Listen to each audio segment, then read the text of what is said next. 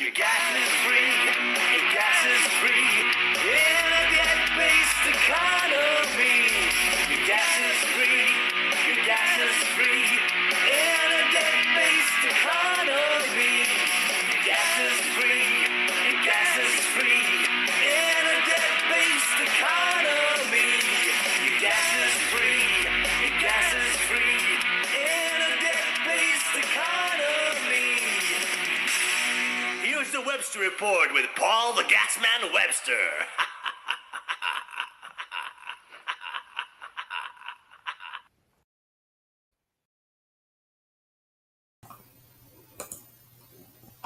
Hello and welcome to another Webster Report. On the 3rd of November 2024, this year's gone really quick. Everybody I seem to speak to about it agrees how quick the days are going. Yet they're not seemingly getting any better. We talk about it every week that, we try and talk to people. People know there's something wrong. But just looking at things like the budget this week, where I heard people, the media was bragging that the penny had been taken off a pint. So they're knocking a penny off, they're taking money off old people, but we can still fund the Ukraine by $3 billion. The climate change account held with the WEF, they've lost $41 billion. What's going on? We're being robbed blind. Every company in this country now is participating in fraud against the taxpayers of this country. And the unfortunate thing is that they appear to be being aided through the judiciary, with the banking system, with politics. They all seem to be having things in all each other's pies and in their own pockets and in other people's pockets. And we're funding and paying all this. And, we talk about it again every week where we've been taught to act a certain way. Well, this has given them this lifestyle and given this a power. They're actually your employees, these people. You pay for them to run your country. You'll do your bit while they run your country. And we're being robbed blind. And this isn't just this country. We talk about City of London, different country to the rest of us. They've got all the finance, they've got the credit. We're just the help.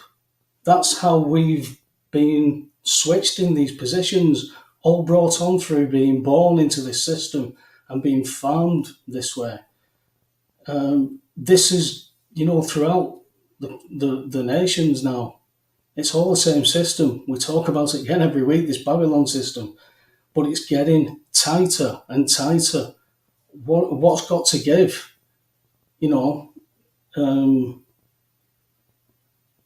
It really does baffle, because football's been on this weekend. There's been some great football, great results. People are happy. There's nothing wrong in the world. And, we're seeing floods in Valencia, Almeria, that area. 32% of our fresh vegetables are imported from there.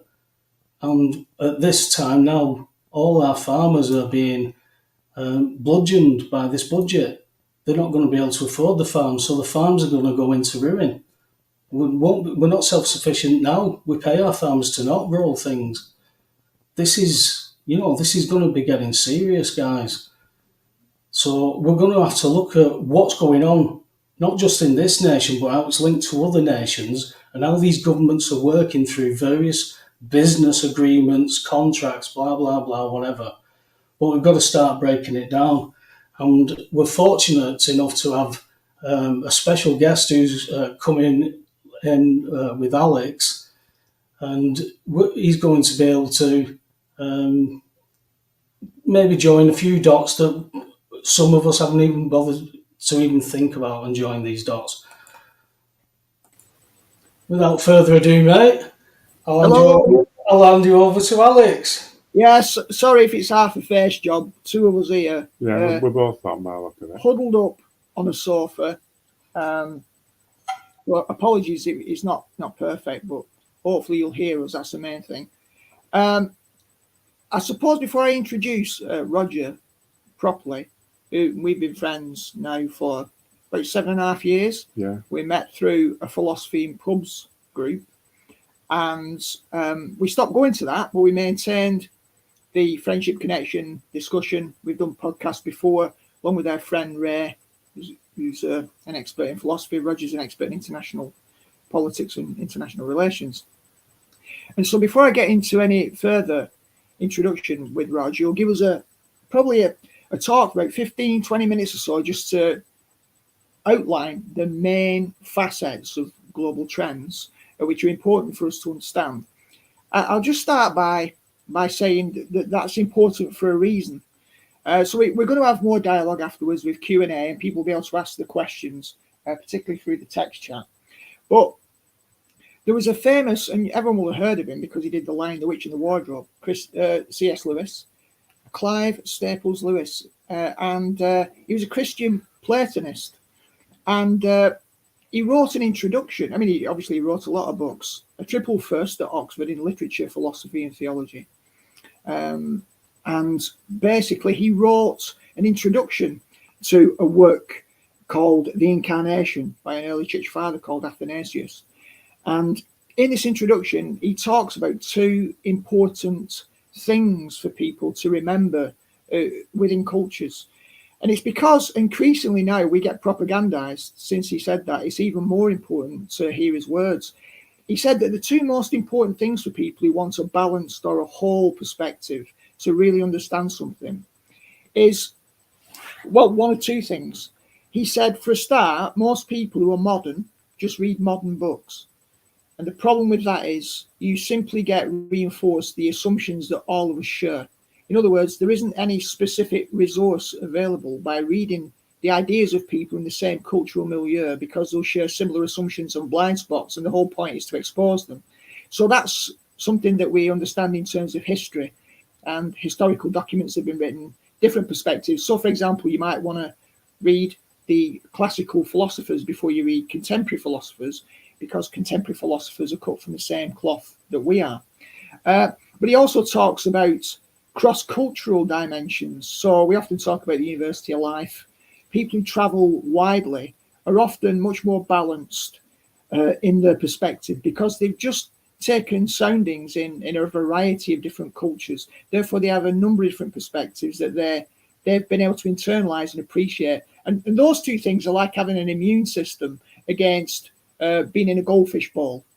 And one of the risks that we've got with current situation in mass media is we can get into voyeurism and echo chambers and stuff, and just hear our own voice and repeat it over and over again.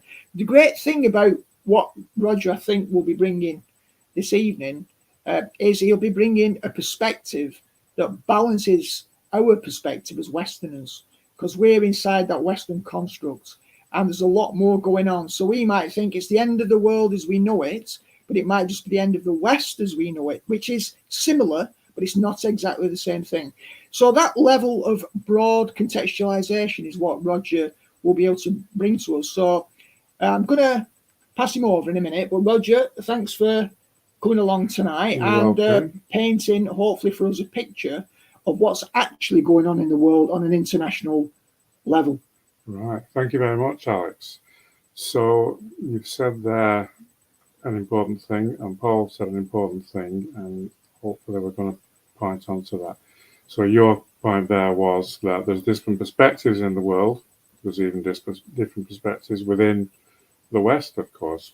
This place about the bubble is very pertinent for the Trump election, the American election that's coming up. You've got a very divided society there, and both camps, if you like, are within this bubble. And Paul, I think what you're certainly concerned about is that there's a lot of turmoil in the world, and certainly it might have been a short year in the fact that it's gone fast, but it's also been a very tumultuous one, with two major wars going on in the world and unprecedented number of elections as well in various countries. And we're now coming up to the kind of the culmination of that with the American election. And obviously, because it's America, and America is still just about the single most powerful country in the world, that obviously has an impact on all other countries. So what I'm going to be talking about is international politics, which is my area of expertise, and also international security, probably, and strategic studies, as they call it. I'm going to be talking about what the main differences are between international politics and domestic politics, and why things happen in the world and why other things don't, and what the main trends are and how that then propels things, and it will lead into why we're in this very unstable situation. So the main difference between international politics and domestic politics is that domestic politics is a hierarchy. There's one government, there's a boss, whether that's a dictatorship or a democracy or purporting to a democracy, as you pointed out. It's certainly not a perfect democracy, but you've got a hierarchy. There's a centralized thing within a state. The population struggles really to defy that. In international politics, you don't have that. There's no world government, okay? No matter what you might think about the United Nations is not a world government. The international system is a decentralized system based on power, certainly, but it's not a world government. The highest authorities in the international system are states. No state recognizes an authority greater than itself. They sign treaties with other states, they set up international organizations, but they don't set them up above the state. And these international organizations, like the United Nations, and there's a whole host of them, the alphabet soup of World Trade Organization, IMF, NATO, EU, and so forth. And now some of the non-Western ones as well. People might have heard of BRICS, which stands for Brazil, Russia, India, China, and South Africa. As international organizations, they don't have an army, which means they can't enforce their will on states or the population as a whole, and they don't have their own money. Any money they get is money that's given to them by states. So that's the important thing to remember then, that it's a decentralized, the international system always has been, it's a decentralized system based on states. Now, it's been called the international system or the international power system. Let's talk a little bit about what states do. They've no higher authority, so it's a self-help system. So they've got to provide for certain things themselves that nobody else or nothing else is going to do. So all governments, all states, have a priority of maintaining power inside the state.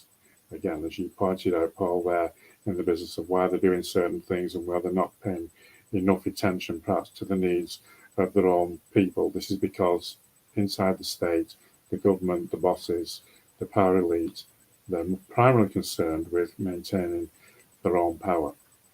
That's in relation to the domestic audience within each individual country.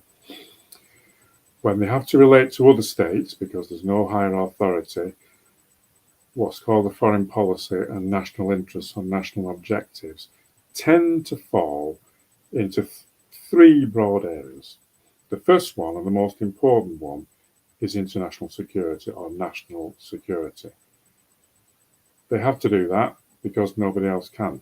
Okay, so they need to have a secure environment, and that tends, for the largest of them, to kind of try to expand their influence, expand their power in order to secure themselves. They call that world order, but it's not a world order in the sense that everybody's coming together to provide something that is pleasing to the population as a whole.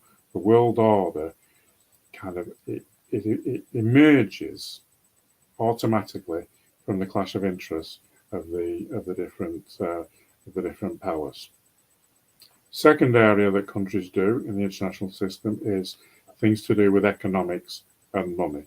So, you need to secure energy supplies, raw materials, markets for their economies, and that leads them into sort of theories of economics. Some of them are sort of free trade, liberal countries. Others are more protectionist. So again, there's competition there between the different states and different power groupings on that.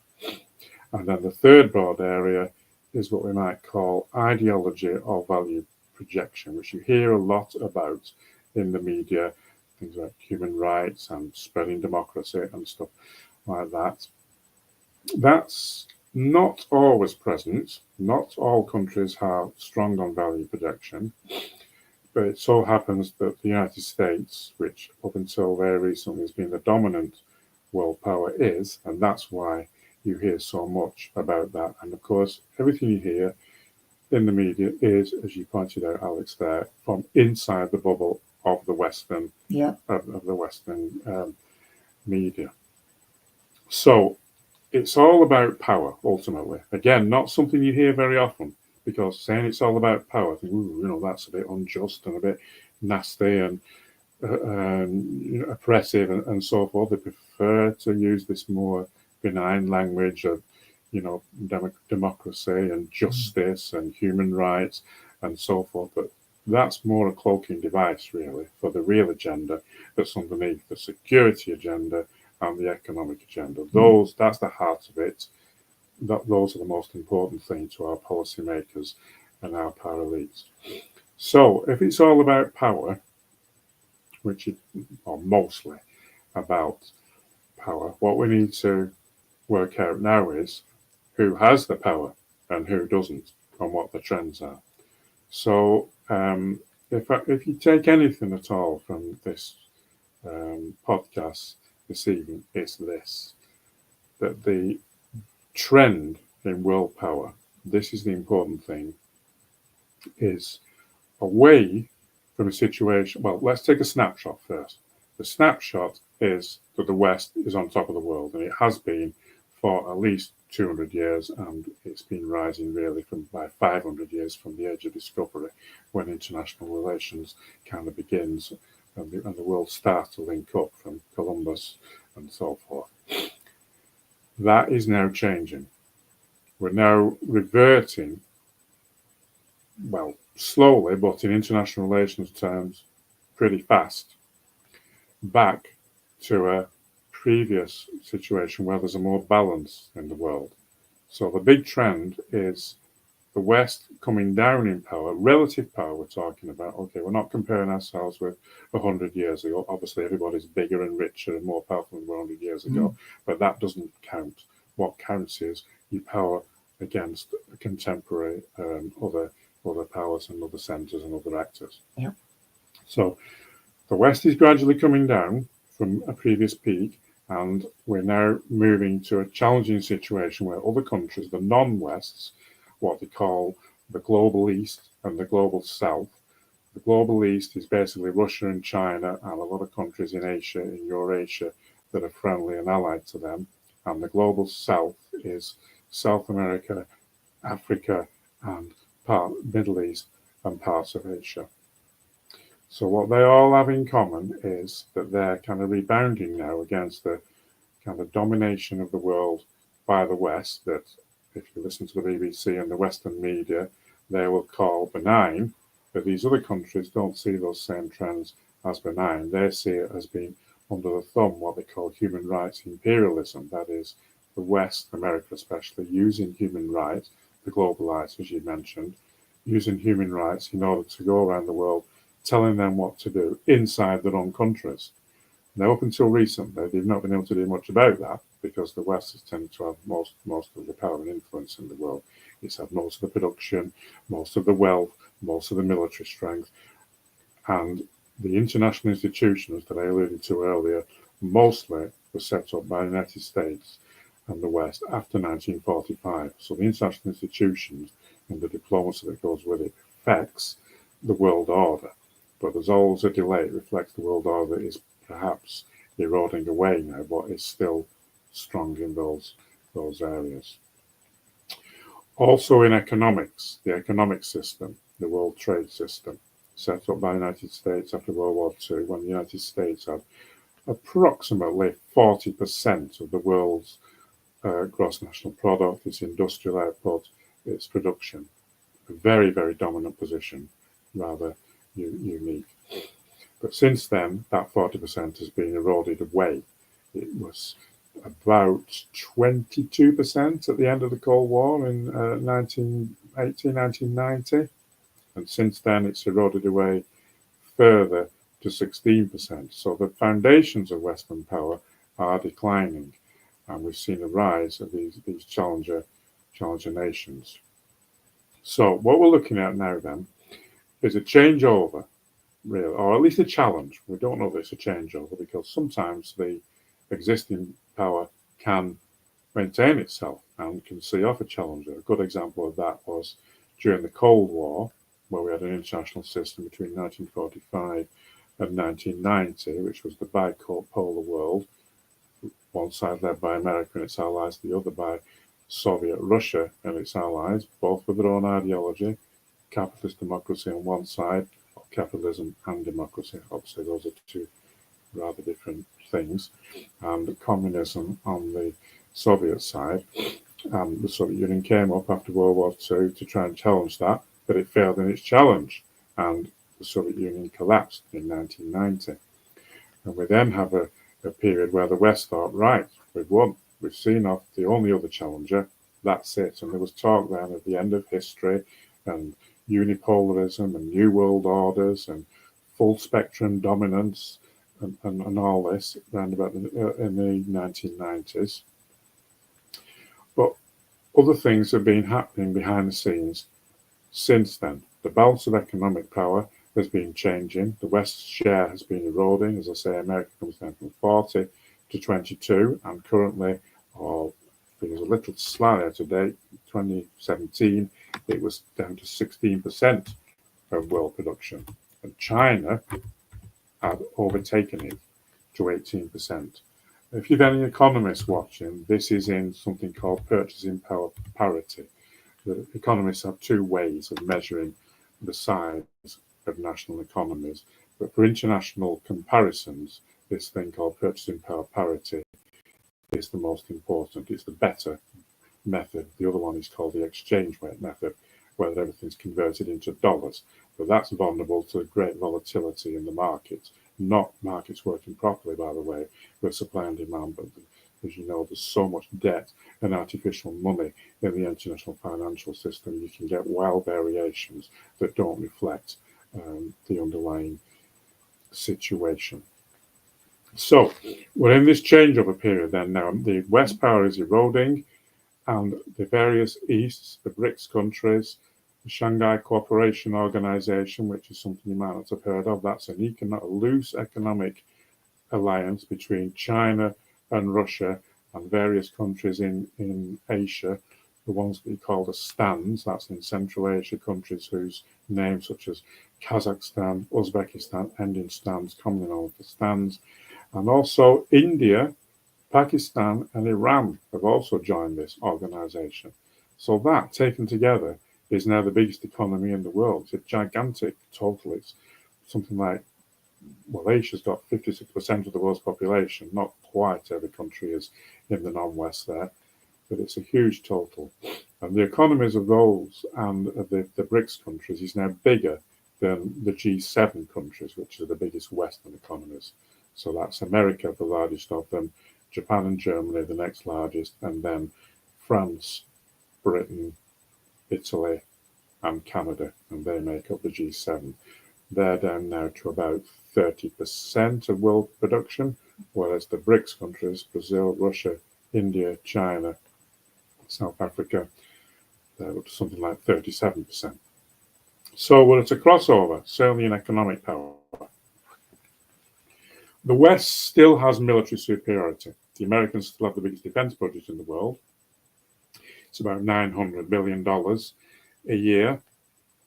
China, now we're not sure about Russia and China because, you know, obviously we're talking about military security here. So there's a lot of secrecy and disinformation and different views on it. In dollar terms, Russia's on about 240 billion. It's gone up quite a lot. It's tripled due to this Ukraine war. China on about 300 billion. But that's only in the exchange rate. If you go to this other method, this purchasing power parity, which takes into account the capacity of the national economy and the national currency to buy stuff, not just convert it into dollars. Like weapons. Like weapons. Well, I'll give you a good example of that, of why this is important. the Ukraine war is thrown up some new things, such as drones and some surprises in military technology, but it's also brought back some old things that people thought had gone out of date, old-style industrial mobilization, and things like the grind. It's gone into a grinding period, what we call attrition, of artillery and tanks and so forth. Yeah. And artillery is a very important matter there. And things like shell production are very important. Again, they were important in World War I, World War II. People have thought, well, that's all out of date now. It's all about smart weapons. It is to an extent, but if you can't win a quick victory, then these other things come back.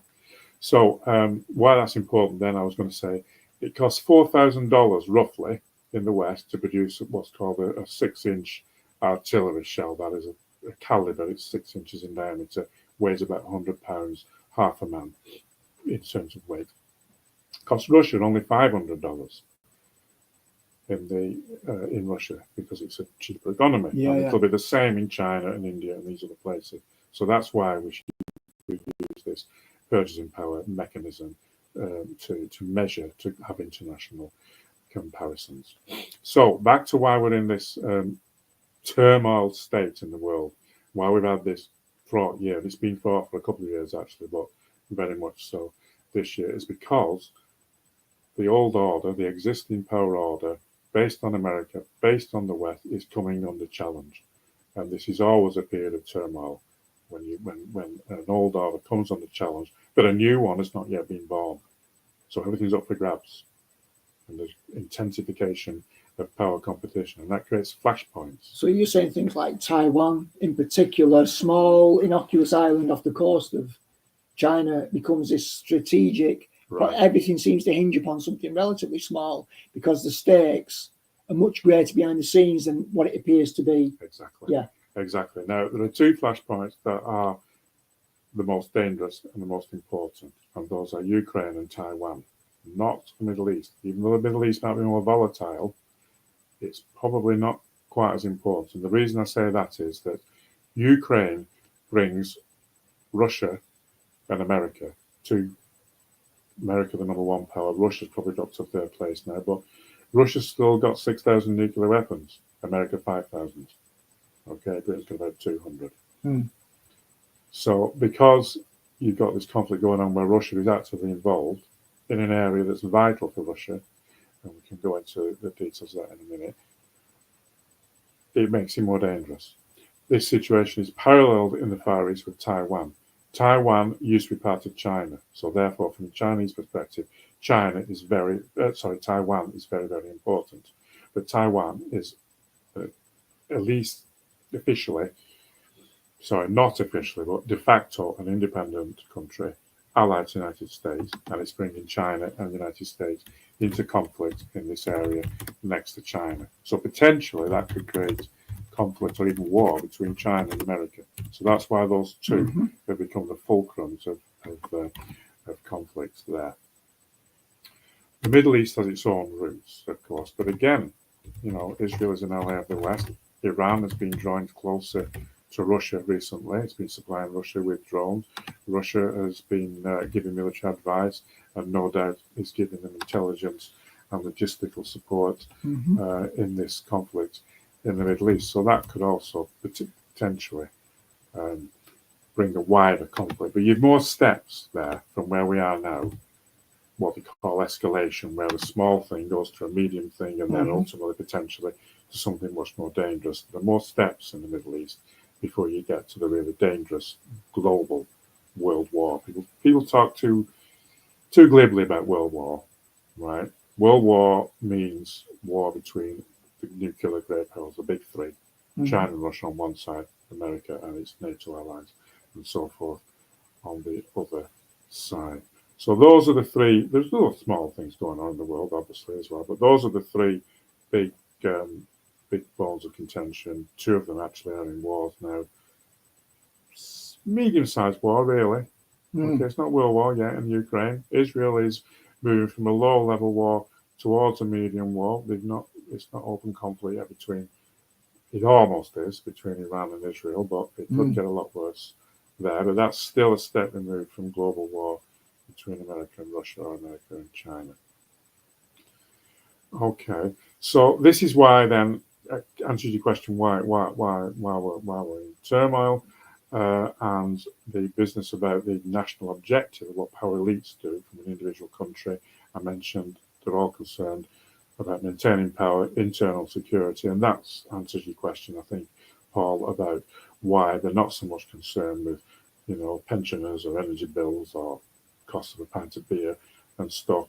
They're concerned about maintaining their own internal power. So there's stuff there, budget deficits and so forth, and different political parties having different things. But Britain, of course, as a say a medium power, Britain is a medium power. It's not at the top rank of international politics, but it's not a complete minnow either. It has about 2% of global military expenditure, 2% of global economy. So, medium power there. It's in America's orbit. The Western system is dominated by America, obviously, simply because of size, basically. And then NATO is allied to it. Imagine it as a sun and revolving planets, if you like. So where America goes, they don't agree on everything. Economics, for example, the different Western countries are in economic competition with each other, but they all broadly go with the American system that was built up there. So I think I'll leave it for there now. Well, I have a question. I have an introductory question. Right. Which might be a segue into what other people might want to chuck in the text, and Paul might want to ask a couple of questions.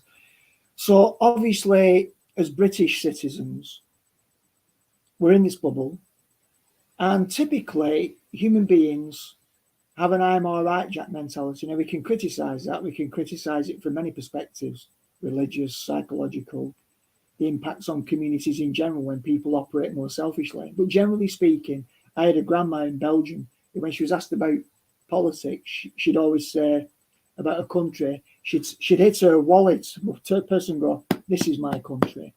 Now, many people don't bother trying to look at big picture issues while the small picture issues are okay.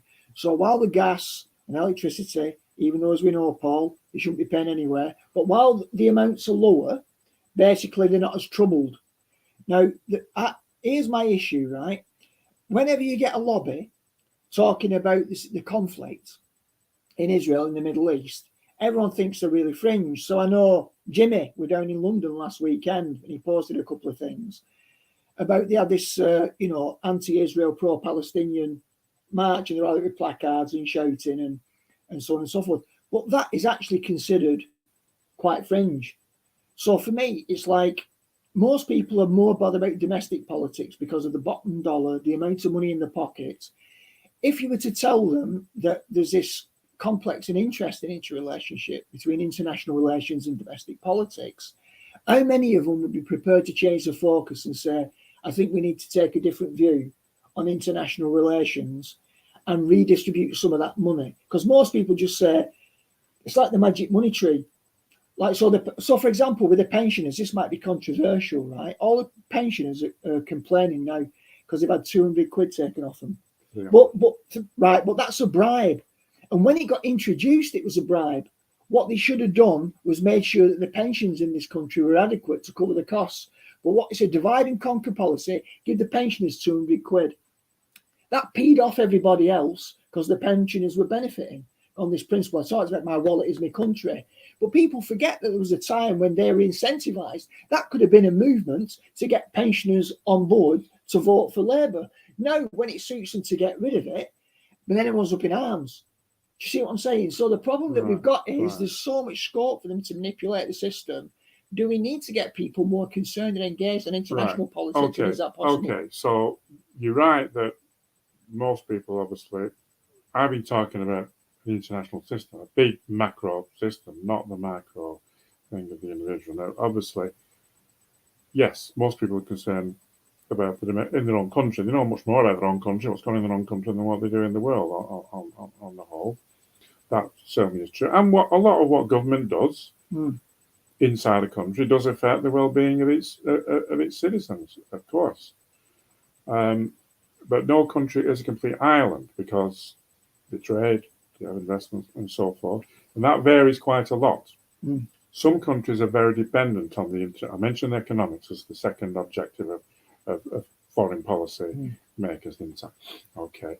So some countries are very intertwined with the global economic system. Others not so much. It tends to be the bigger ones. Russia is kind of fairly independent because it's large. Okay, it's got pretty much everything it needs inside its own borders. Energy, raw materials, industry, whatever. Yeah. Okay, and this is why, by the way, Western economic sanctions against Russia are not working very well. And other countries like Britain traditionally has been a big trading nation, still is. Yeah. So turmoil in the international markets, in the energy system, investment system, whatever. Particularly since we got rid of coal under Thatcher. Yeah, well, yeah, that's another thing as well. Obviously, a domestic government can choose to try and increase its dependence internationally on the grounds that it's cheaper. Now, yes, it's cheaper to produce oil in Saudi Arabia and ship it to Britain than it is to, use some domestic source of energy in Britain. Now, if things are going nice and smoothly, and the world's under control, and it's under this previous period of Western domination, Western leadership, then for most of the time, that's okay. But when things go bad internationally, problems. Yeah. That was when the price goes up because there's turmoil. What happens if a country like we had the oil crisis in the 70s comes, changes its political stripes, and somebody decides that we're not going to even sell you oil. We're going to put an embargo on you. Panic.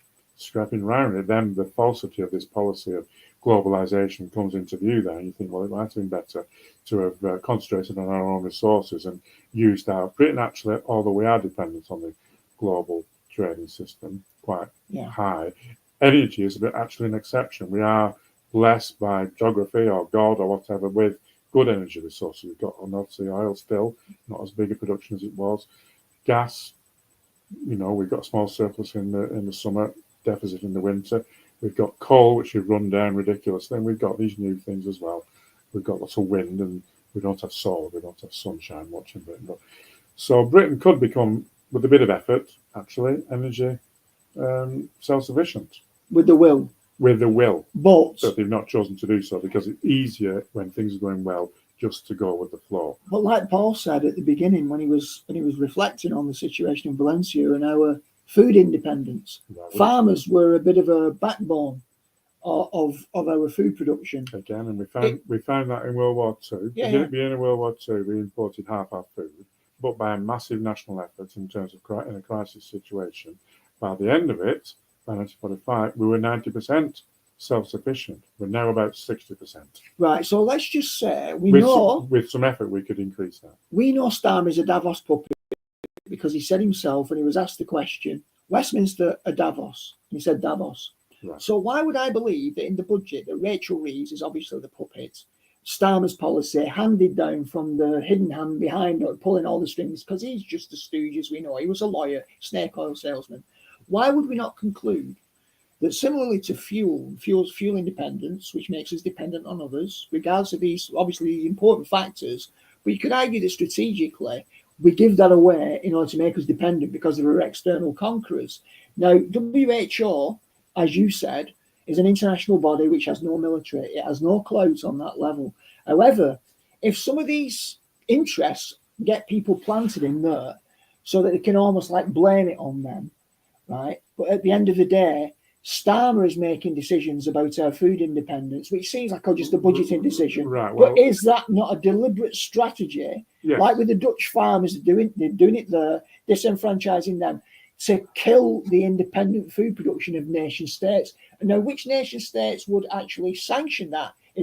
As you've said, nation states are central. There's no higher power with any military, although there was talk, as Farage says, about a European army. They have moved for that. There is a move toward a global order, and it is the wet dream of quite a few of these elites. Yeah, well, I mean, so this is something called liberal internationalism, basically, which is, I mentioned before, the third strand of foreign policy is ideology or value protection, and America happens to be very strong on that. So when America emerges as the number one power after World War II, obviously it's an important thing. So we're in America's orbit, as I mentioned. So yeah, they signed up to liberal internationalism. And then the physical manifestation of that is these organizations, like the World Trade Organization, the EU as well, the United Nations, and so forth. So, yeah, they pretty much signed up, or you might say sold out to that. Yeah. Okay. But I suppose they believe that, Britain's interests are in that, or we've no choice in a sense as a medium power. Yeah. We're part of the West, America's there, we've got to kind of follow that.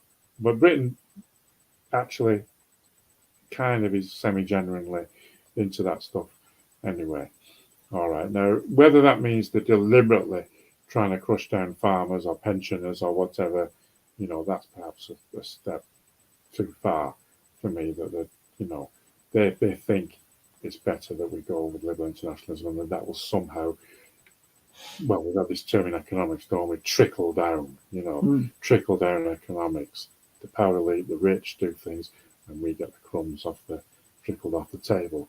Could it be a land grab then? Because obviously, even if you don't view it as some controlling agenda to control the populace, what if it's just like Bill Gates has bought up lots of land in America? Right. Well, if he makes it worthless, he can buy it up cheap and then do what he wants with it. Any private operator. Well, all countries are controlled by a power elite, and it's not just a political elite; it's an economic elite. So Bill Gates and these big companies, tech companies, agro businesses. We have things like the military industrial complex was the first one. Then we have big oil, and then big pharma, and then now we've got them big tech. They're all part of the power elite. Okay, especially the Western power elite.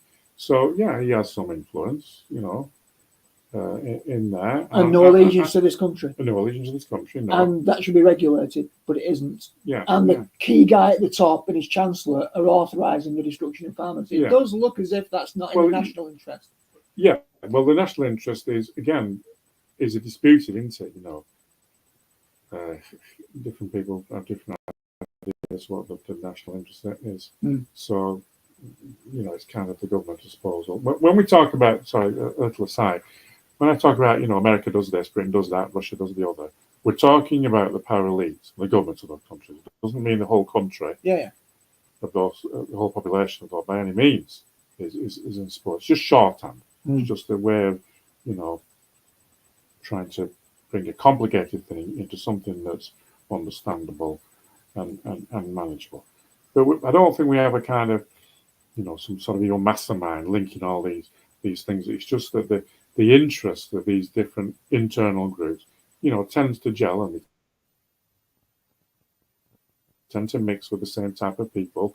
And, a government spends a lot of time talking to big companies and so forth, and therefore they have more influence over policy than do the individual voter, which, obviously looks wrong from a democratic point of view. And I agree with it. It's wrong. I'm not justifying it morally of course, or anything like that, but I am explaining to why that is the case. So how might we have a prospect of bringing these people to account? Because they are largely unaccountable. We get to vote once every 5 years now. Yeah, I know. And even in the EU, it was suggested that the EU, the EMPs, they were basically just paid money to go and spectate. They had no effective power. So the question, I think, for us is, as Paul did the intro at the beginning, us common people watching things like this, having discussions, understanding the picture, we'll have to wait another over 4 years unless something happens to undermine confidence in Starmer. So we'll just be sat on our hands and then we have a decision. Do we go out? Where's the line? When have they pushed it too far?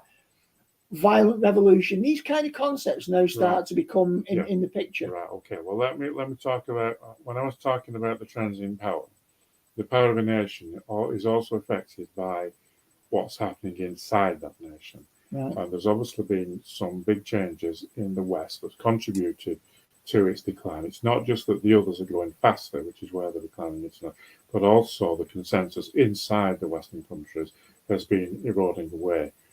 Okay, so a couple of things have been happening. One is that there's been a change in demography, and as we've seen with immigration and so forth, we've got the sort of movement to sort of multiculturalism and so forth simply by numbers. Now, you could say that's kind of a conspiracy that the power elite has been bringing that in because they've seen that Western countries, when in the past have been strong and cohesive, and they don't want strong nation states necessarily, because that, nationalism, if you like, is the enemy of globalization. One's an internationalist force, the other's a nationalist force. So by weaving nationalism there, so you could say they're doing that deliberately. It could also be that it's happening anyway because people move from poor countries to rich countries. But there's also been a reaction. The other trend as well is since about 1980, roughly, certainly in North America and in Britain as well, there's been a trend in terms of the distribution of wealth inside countries. It's been skewing up towards the 1%. It's been getting worse from the point of view of ordinary people. Right. Okay, pretty much in North America, certainly, or in the United States, all of the increase in wealth, even though on paper they've become richer since about 1980. Okay, economy's grown faster than population, a theoretical number, has become richer. But in fact, because the top 1%, or certainly the top 1%, has taken all of that increase, the actual standard of living in the United States of the 90%, the bottom 90%, has remained pretty much the same or has even been gone backwards. And the same applies, the same general trend to Europe and to Britain. Britain's certainly been going backwards since the 2008 financial crisis. Now, this has produced a alienation in the political system, internal political system, between the population and the ruling power elites. Okay, and they're finding it much more difficult to manage. This is why we have this thing called populism, or national populism. That's a fairly recent development, the last 10, 20, 30 years. Because it's the only vehicle by which common people can... So it is getting harder for the power elite to sort of trick and lie to people using the political system. They just arrest them then. Of course, yeah. Now, that's a sign of weakness. If you can control people indirectly, right, people believing in the system. They'll support the system automatically. And not question all the occasional bribe, whether it's pensions or whatever they're doing in the tax systems. You've had other budgets in the past, and sometimes there's giveaways, some sort of, so forth to different groups. If you can rule by that method and without people hardly noticing it and satisfy a certain amount of people, without using brute force, that's a much better method. So you're saying all these things that we think are really bad, which they are, that affect us, are really strong evidence of things cracking within as well as the external. Well, let's say there's a silver lining. All right, that still doesn't mean... So you don't want to be overly optimistic about the prospects? Well, no, but I believe that things are moved by these deep trends. So if we can identify a trend, then the trend will push through. Not immediately, but it'll burst through, and we're seeing that now with the rise of Trumpism, with Brexit both, with the rise of anti-system parties of the right and of the left in Europe. They've been getting 30% of the vote. Immigration, big issue, obviously, this whole business of national identity. That's a system lord, if you like, the bosses, the power elite. That's the power elite agenda. The people don't like it, and if they're denied an outlet, it'll seep into other things, and it could go to social unrest if there's not a proper democratic way of opposing it, which, as you say, has been increasingly seems to have been closed off, and new parties coming up, they're clamping down on them. Then that could lead to social unrest. But of course, the system still has control of the power of the armed power inside a country. So it is dangerous to talk about social unrest, because it could ultimately crush it. So what happens then? Because so if there's a redistribution of this power, which has been concentrated more in the West, and the East and the global South are rising up, and effectively this redistributes, what will that? Because what I want to do now is bring it back to your average person here who's looking at the big picture and saying, what kind of earthquake? And I don't mean a physical I mean a metaphorical earthquake, to my finances, to my quality of life, gross domestic product. You remember the Deagle website we looked at in 2017? And it was saying that population would be reduced, gross domestic product drastically in this country. Now, quite apart from what you think about vaccine agendas and population reduction, the bottom line is there's definitely a move in line with what Deagle predicted, the 2017 to 2025, that might say GDP could come down that much, that our salaries, everything else could really be compromised. He was a bit extreme, but the change of the economic balance of global power obviously is putting pressure on the West because it's costing us more to buy this stuff that we need from abroad. And the domestic, the aging population, the disintegration, things are kind of falling apart inside. So there's more and more pressure, both domestically and international. As our bubble, as our share shrinks, and the competition for resources inside the West, governments having to give different things to money to keep different interest groups happy is getting more difficult. So that's indirectly, it's a slow indirect process, but that's putting more pressure on the system inside the West, and it'll lead, and as you get more dissatisfied groups who can't be satisfied, by somewhat public expenditure, they want tax cuts.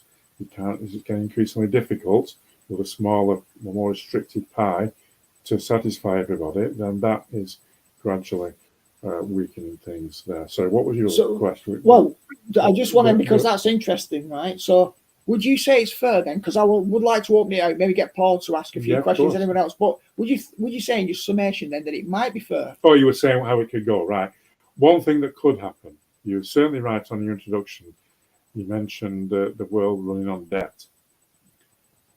There's wealth, there's real wealth, and there's made up artificial wealth. Another facet of this change of the balance of power is that all the debtor countries are in the West. America is the biggest debtor because of its size. Japan and Italy are the biggest debtor compared to the size of their economies.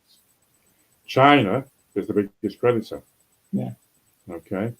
So the two things, the international financial system is linked up there. But 2008 was a wake-up call, really. You can't just keep running everything on debt. At some point, it all lets on confidence. At some point, there's going to be a blowout. Well, there was a big blowout there. He managed to stop it sliding down the mountain by halfway by cutting interest rates and everything.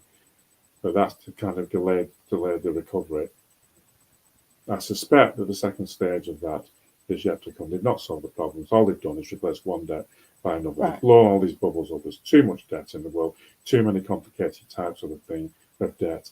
The whole thing is a house of cards. And when we get geopolitical turmoil as well, in the security arena, which is going on, those two, that and the economic turmoil, can interact. So if you were to get a bigger crisis between China and Russia on one side and America on the other, or even to the Middle East, it's not going to be too far before the financial markets start getting unstable, and that could blow out into a major, not just a normal, disruption, but something of 1929 proportions, and that will be massive. That is the sort of thing where in 1929 production comes down by about half, real production. Right. Okay, banks went bust, international trade dropped by 2/3.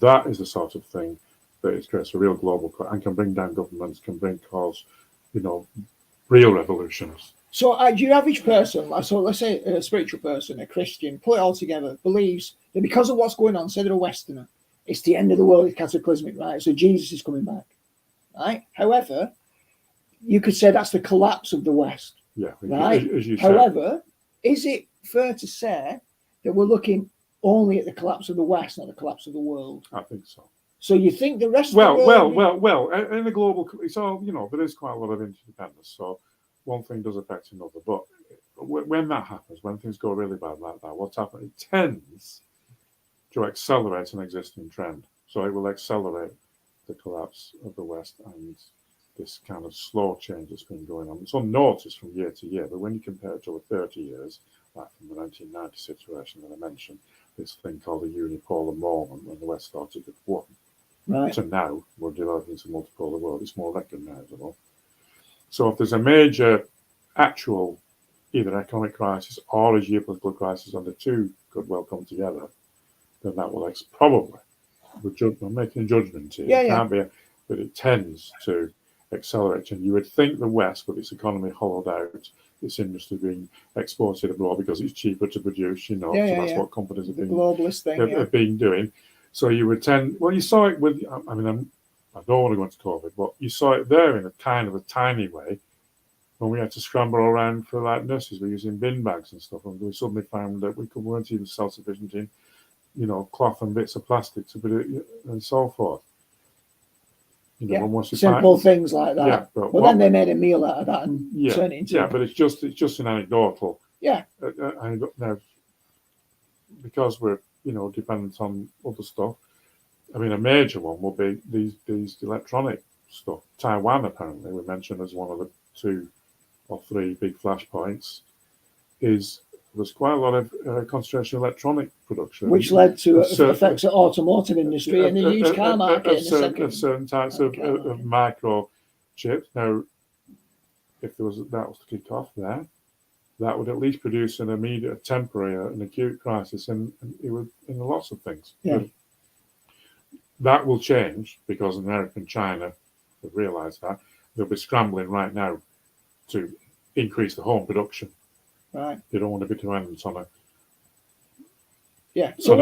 area of turmoil. What you're saying, Roger, is a complex, interrelated system made up of subsystems, each of which has an interface with the other subsystem. And it's never as simple as saying, let's just look at this subsystem and suggest that that's all there is to it. Well, because each subsystem impacts on another subsystem in a very complex way that's not always easy to predict. Is that right? You've done a good job at predicting the general trends, but the specifics. Yeah, that is more difficult. It's like you can't, it's like predicting the movement of clouds in the atmosphere.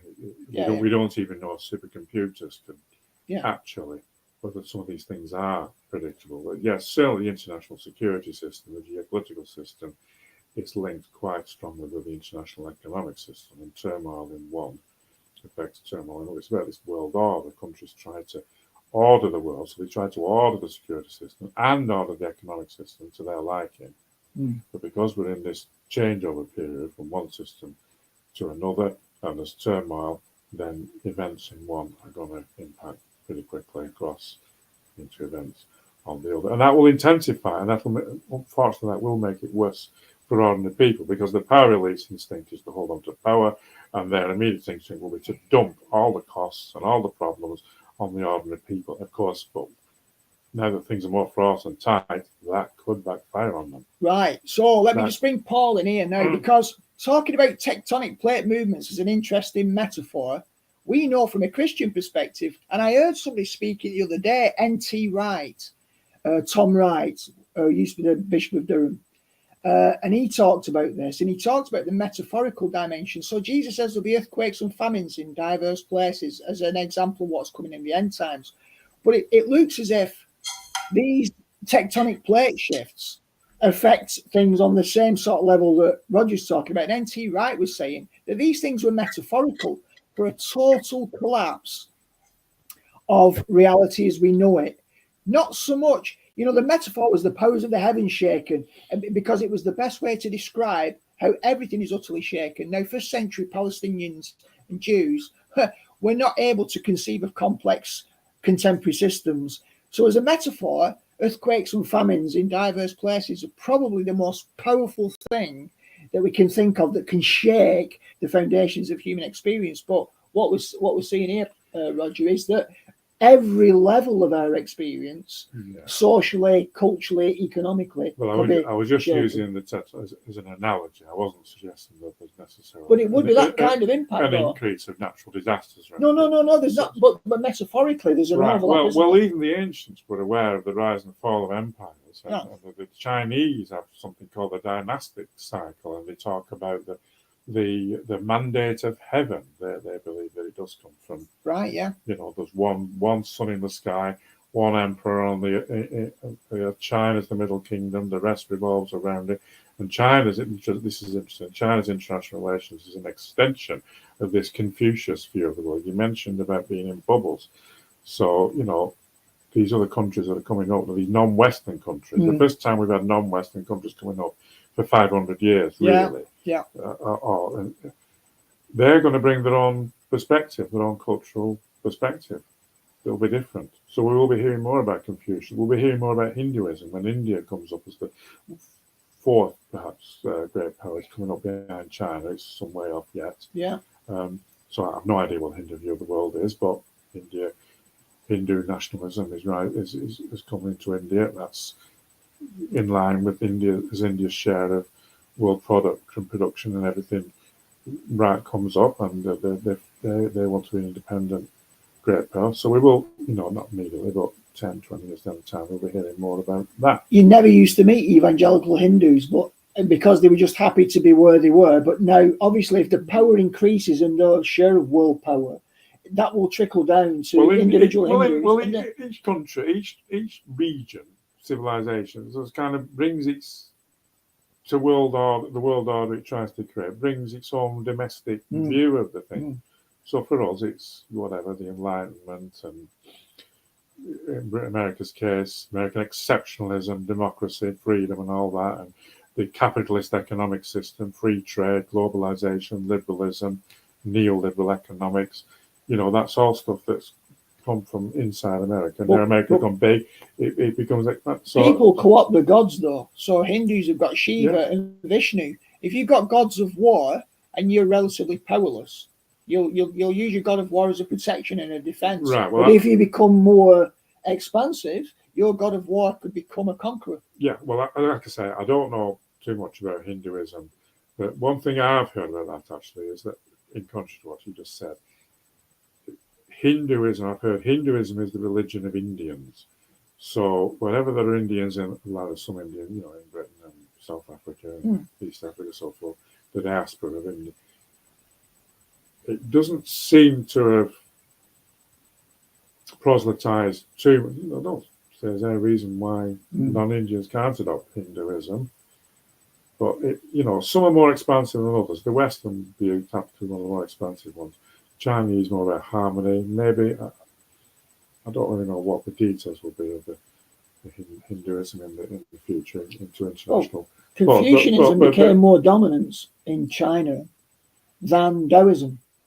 Yeah. And there are obvious reasons why that would happen, because obviously Confucianism was all based on state-based morality, state-based wisdom, which supports the social fabric and the status quo and projects of expansion, whereas Taoism was much more like, let's just stay in our rural communities, be connected with nature, be one, and leave everybody else alone. So the ideologies that rise to power, even religiously and spiritually, seem to parallel maybe even the power of emerging states, to emphasize a vehicle, a cultural vehicle, a religious spiritual vehicle that promotes their values and dresses it up behind a religious. Okay, well, certainly Confucianism is a religion about social order as well as about spiritual things and God and stuff. So that's obviously why it's more pertinent for international. First of all, for Chinese domestic stability, and again, domestic stability, first priority of the Chinese Communist Party. And we're using Confucianism because they've got a cultural heritage, civilization heritage of that type. That's like Constantine using Christianity to unify the empire. So it's an ideal thing for them. And then internationally, China's international view is again an extension of this domestic view of the world. Now, whether that will apply to every country, I don't know. It's religion in general, but some certainly in some cases anyway. Right. Maybe it depends. You mentioned Taoism, right? But it's quite pagan at the root of it. It's worshipping your ancestors. It's it's no different to what the Vikings did and stuff like that. Well, that's folk religion. Folk religion does that. In the original teachings of Lao Tzu, it's the same with Buddhism. Buddhism has no concept of God within it. But when you get to Theravada Buddhism and other forms of Buddhism, even Taoism said when people don't have a God, basically, or they develop these righteousness structures, and Taoism had no God, but even some Taoist subsects have developed, deities, because they struggle not to have one. It's the same with Buddhism. Buddhism requires no deity, but in very many branches of Buddhism, they do have deities. The Dal Temple near me has a 5-ton Buddha, mate. Yeah, because Taoism, you see, doesn't have a very good market share in the world, even though the Tao is the second most translated spiritual text in the world. There aren't many Taoists. And because there's an overlap with Buddhism, there are some pronounced differences, but a lot of similarities. This is why many Taoists will do the next best thing for them. Will practice Taoism within a Buddhist context in the West, because Buddhism has expanded considerably. Yeah, when you look at religion, you've got to look at what the religion is and what its support is and in what country it's in and where it is. So I think Taoism is, correct me if I'm wrong, mostly. That's over from Singapore. Yeah, in this country. There's been a Buddhist ingress, hasn't there, in the West? Right. It's a fad religion. Buddhism was widespread in India, but it never really overthrew Hinduism. And It's bigger in China now than Taoism is. Right. Buddhism is bigger in China than Taoism and Confucianism. On the folk level, there are more Buddhists in China than there are Really? Taoists. Yeah. Okay. Buddhism is all right, but I'm going to stick to what I said, that China certainly. We can see it because China's rising now. We can see the Confucianism is the thing that's going to be important. Taoism isn't going to lead to Chinese imperialism. For India, it will be Hinduism, whatever that brings. But Buddhism is fairly, I mean, that's spread obviously from India to various places in Asia. But I mean, the countries that are majority Buddhist, Thailand, is it, and Burma, they're best medium-sized countries, and because it looks like a fairly peaceful-ish, I don't think we have to worry too much about. The one that we might have to worry, obviously, is Islam. Always. Islam is a proselytizing religion, and we've seen this in the past when Islam was a powerful force after its immediate invention and expansion. Yeah. That was, and now of course Islam, because of demography, Islam is growing, obviously, because population growth. Islam and Africa are the only two parts of the world that are growing fast in population, but also wealth as well. I mean, we talk about these trends in world power. There's another supplementary thing to change over to the east. There's been a diffusion of power to sort of small and medium size. No one of them really, but taken together. So the Arab world is, because of oil, obviously, is a lot richer than some of the Muslim countries there. They've been able to translate that into sort of, look at Saudi Arabia, look at the cities in the Gulf states compared to some decades ago, where they were backwaters. So, they're becoming more important. And Islam, obviously, different types of Islam, obviously, they're united.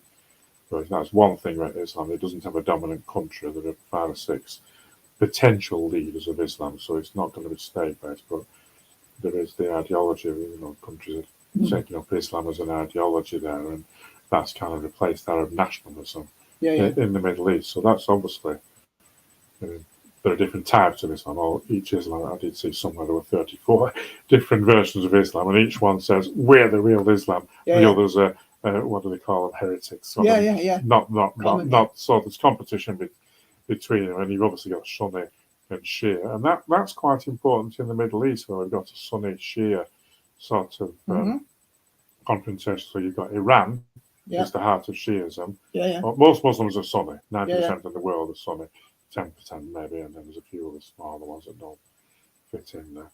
So Iran, Shia, Iraq is a Shia majority country. It's about 55% Shia, so that's an ally now of Iran, more or less. Syria isn't Shia, but it's allied there. And then the main Sunni countries in the Middle East, you've got Egypt and Saudi Arabia, plus the Gulf states. Who are more moderate, the Sunnis? Well, are they? Saudi Arabia is one of the strictest. It's just that it's a Sunni strictness as opposed to a Shia version of strictness, certainly internally. So there's big power rivalry between Saudi Arabia and Iran at a regional level, and they've got religion. I talked about this power rivalry due to international security because there's no overriding authority. So it's almost like the machine itself. Think of it as a machine. There's an imperative for security competition because nobody else can supply it. You've got to do it yourself. It's almost, it's a propensity. Let's call it propensity. It's not automatic. Obviously, the whole world isn't always at war. And when the great powers are at peace, we call that peace. But that doesn't mean there's a smaller war going on somewhere else. Now, so you've got that inbuilt problem of war and peace there due to the security competition. But when you've got ideologies involved, especially religious ideologies, it makes it a lot worse because if you're in competition with someone, you can negotiate over trade deals, even territory and things like that. They're tough in their own right, but once you've got them powered up by religion and sanctimonious, and they're looking at the other land rights, so we're all making the same claim on the one land. Yeah, and when you're looking at the other guy as evil, and God has given us this, we want that because God said that is ours, and the other lot are ruled by Satan, then it makes it much more difficult and fraught. And that's why the Middle East is in so much turmoil. The religion, you know, pardon me, I know you're, Paul, you know, the firing up of religious, you know, nationalism is a problem for international relations. It makes things more difficult, and on top of the already difficult things, it makes it more difficult to fix it. Well, there you go. I think we've covered a fair number of bases here. If you want to pick the bones out of that, Paul, or anybody else on the chat fancies throwing 10 penneth, having any questions? Yeah, I was thinking that I was giving you the trends. Really. Yeah. I want to give you the trends of why things are where they are in a global sense.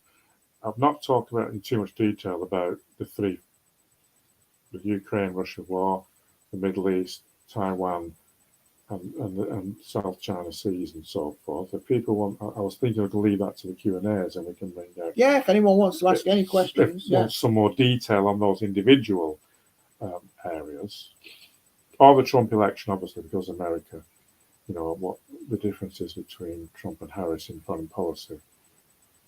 And the election, of course, coming up in 2 days. And it's obviously very imminent. So that, you know, I've talked about trends in power as they're evolving. Obviously, individuals in leadership positions affect things as well, but they are leadership of nations. That does limit, you know, the national view that is not fixed, but you know, the nations have a national character. They're in the same spot geographically, no matter what the political standing. So that's important. You know, they're either trade dependent or they're not. They're big or they're small. So there's certain things there that propel, as I say, international relations, which limits the amount of manoeuvre, but they do, you know, individual leadership can affect you to a certain extent.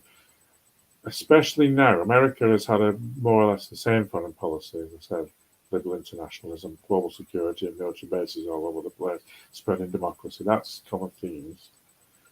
But now now America's power begins to break down. It's coming to challenge. And we've had this rise of populism. So the differences between this populist character, Trump, okay, and it will carry on whether he wins or not, by the way, internally into America, and the traditional foreign policy. They're a bigger difference now than they have been at any time since 1945. Right. So this could be one election that could seriously impact the foreign policy, the whole view of America. Right. Could possibly change. We don't quite know what Trump will do if he wins. He's very unpredictable. He's going to be unilateralist rather than isolationist. There's not any questions in the chat, but there is a couple of people asking to come on. Yeah. Okay. Why not? Okay. Well, you take the lead on that. Well, it's just if they want to come on, so we know. Taylor wants to come on and talk about the election, but who else? Mike Billington, I think, wants to come on. What's the policies going on with Israel then? With America backing Israel, we're obviously backing Israel. You've got all what you've mentioned there, Iran, Russia, and all them are coming together there. What do you see? What do you see is being manipulated in that area, Roger? Manipulated. Well, Israel's a long-standing ally of America. It's its proxy force in the Middle East. It's a bit of a mystery. Sorry, what? They own America. They're all dual citizens that sit in Congress.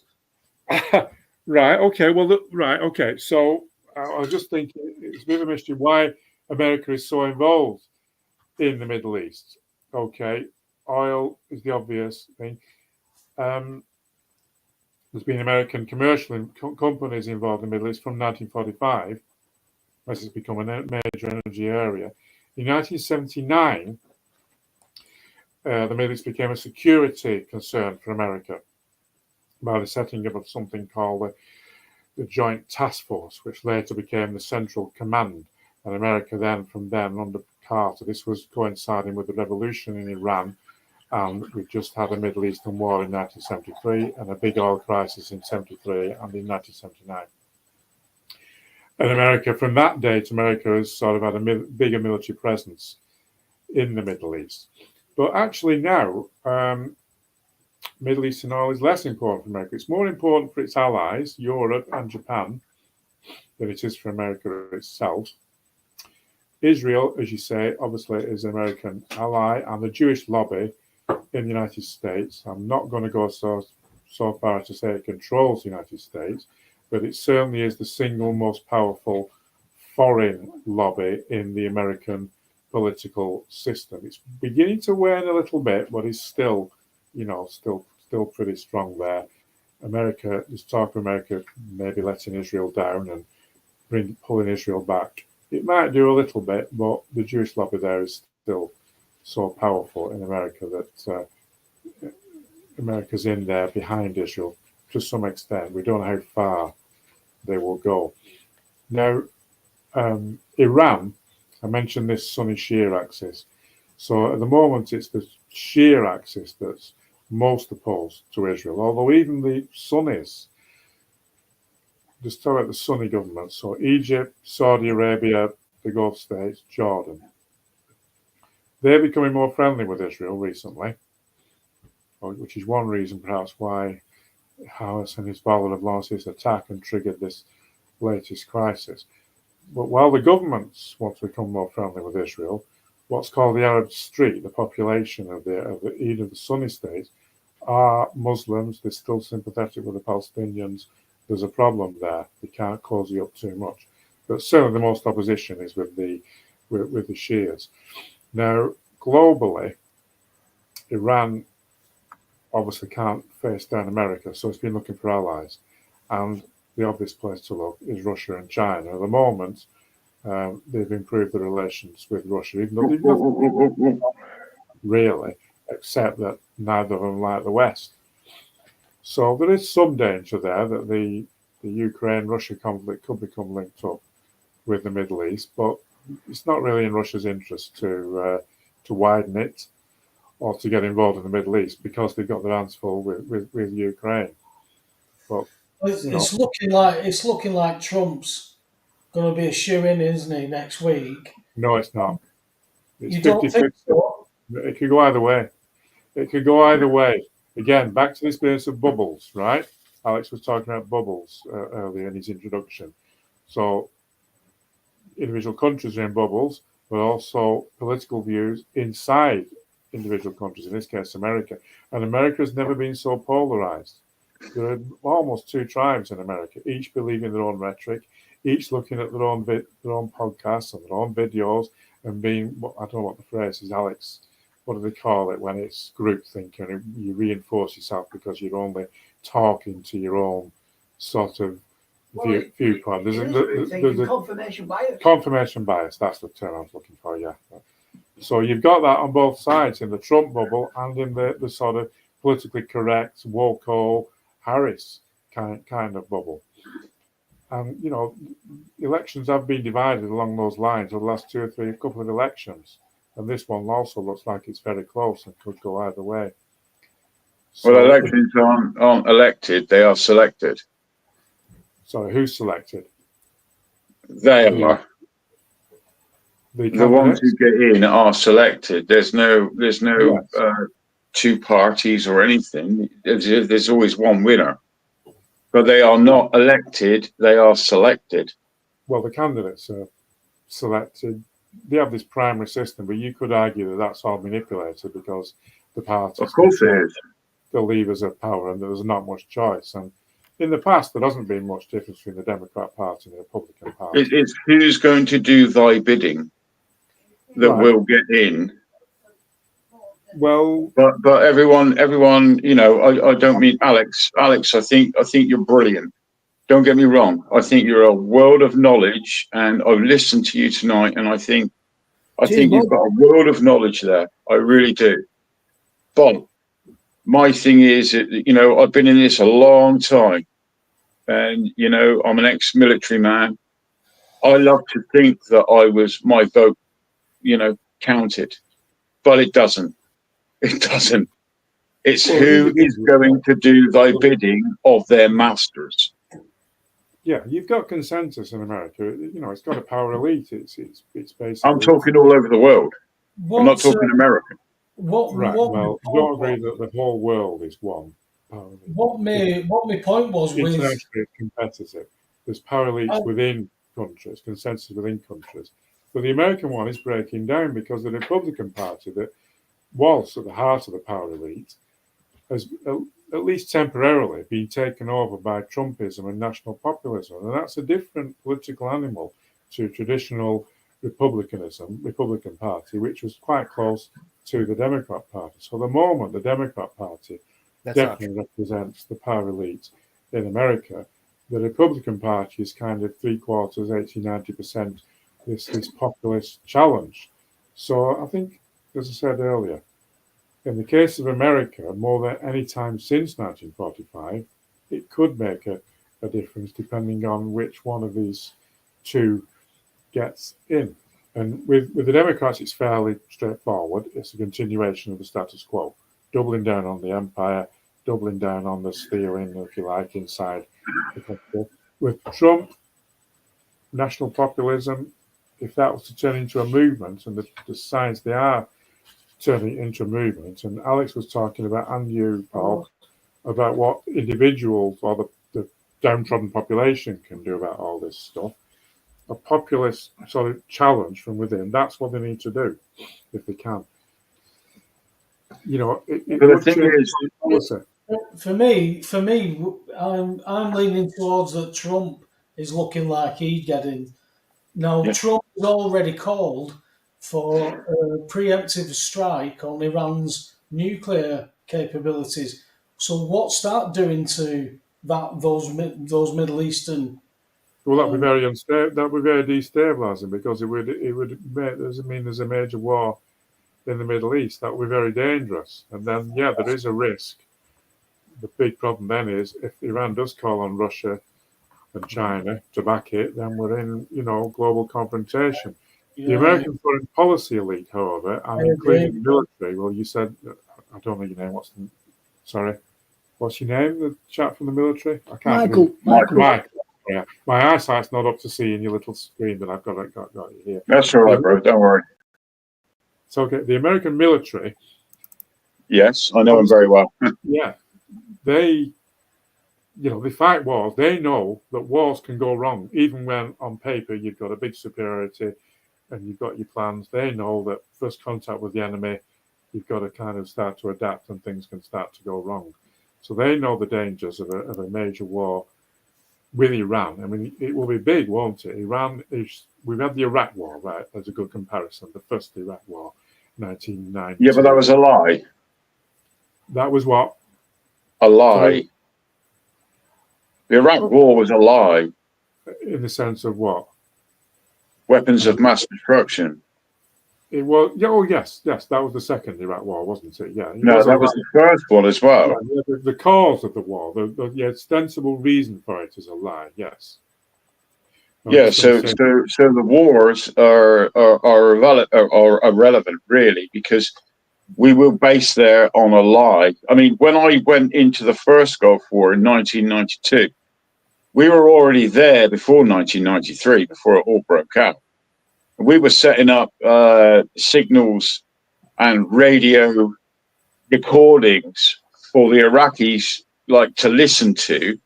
We call them OPs, observational posts. We put them in first to put like dummy radio frequencies in there, so they would think they were going to be invaded.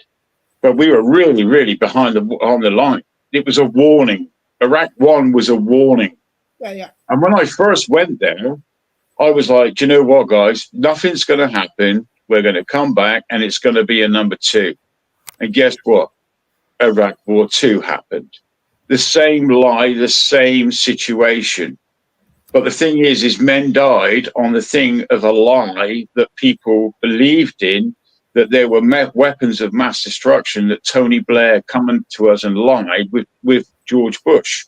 Right. So you have to look. You see what I mean? Why did but they do that? This is history repeating itself, and over the south of World War II, World War I, it's all a lie. All wars are lies and bankers' wars. That's That's the bottom of it.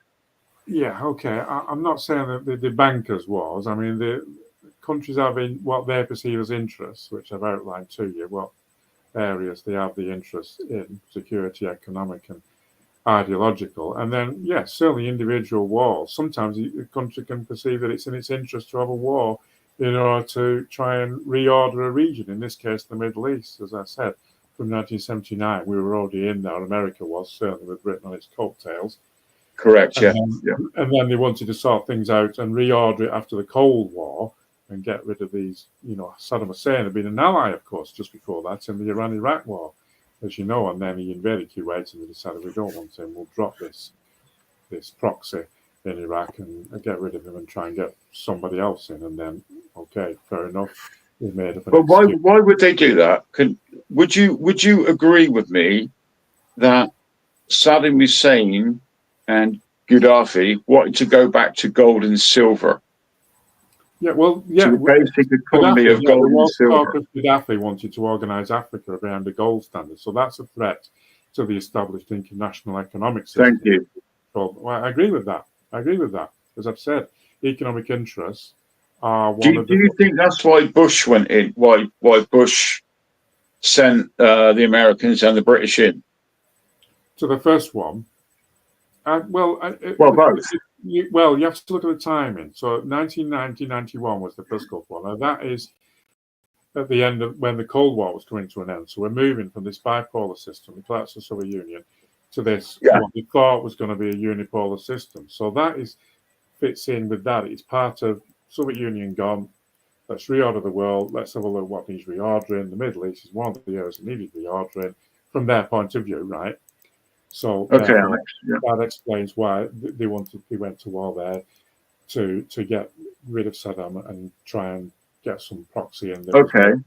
Can I just? Sorry, I'm sorry to interrupt you, but can I just say, is this why Russia is doing what they are doing with the BRICS organization, and this is why Trump is with Putin and Xi and the other BRICS nations to bring back the gold, to get rid of all wars? No. What do you think about that? Not just that. No, they're challenging the Western system. So they may well bring in a gold standard or some alternative. I mean, there's been a BRICS meeting recently, as you might know, last week. Yes. And Putin was pushing there for an alternative economic payment system, which is part of the overall financial system in response to economic sanctions on Russia. And they thought, well, they're not going to do it yet, but they may well do it at the next one. And that could well be part of, a reordering of the world from their point of view, which could involve an alternative financial system. Because the dollar financial system obviously favors America. Yes, done. Yes. Part of the old order. So from these others that are now challenging, and it's not in their interests to have to convert everything into dollars where the Americans can manipulate it and control it.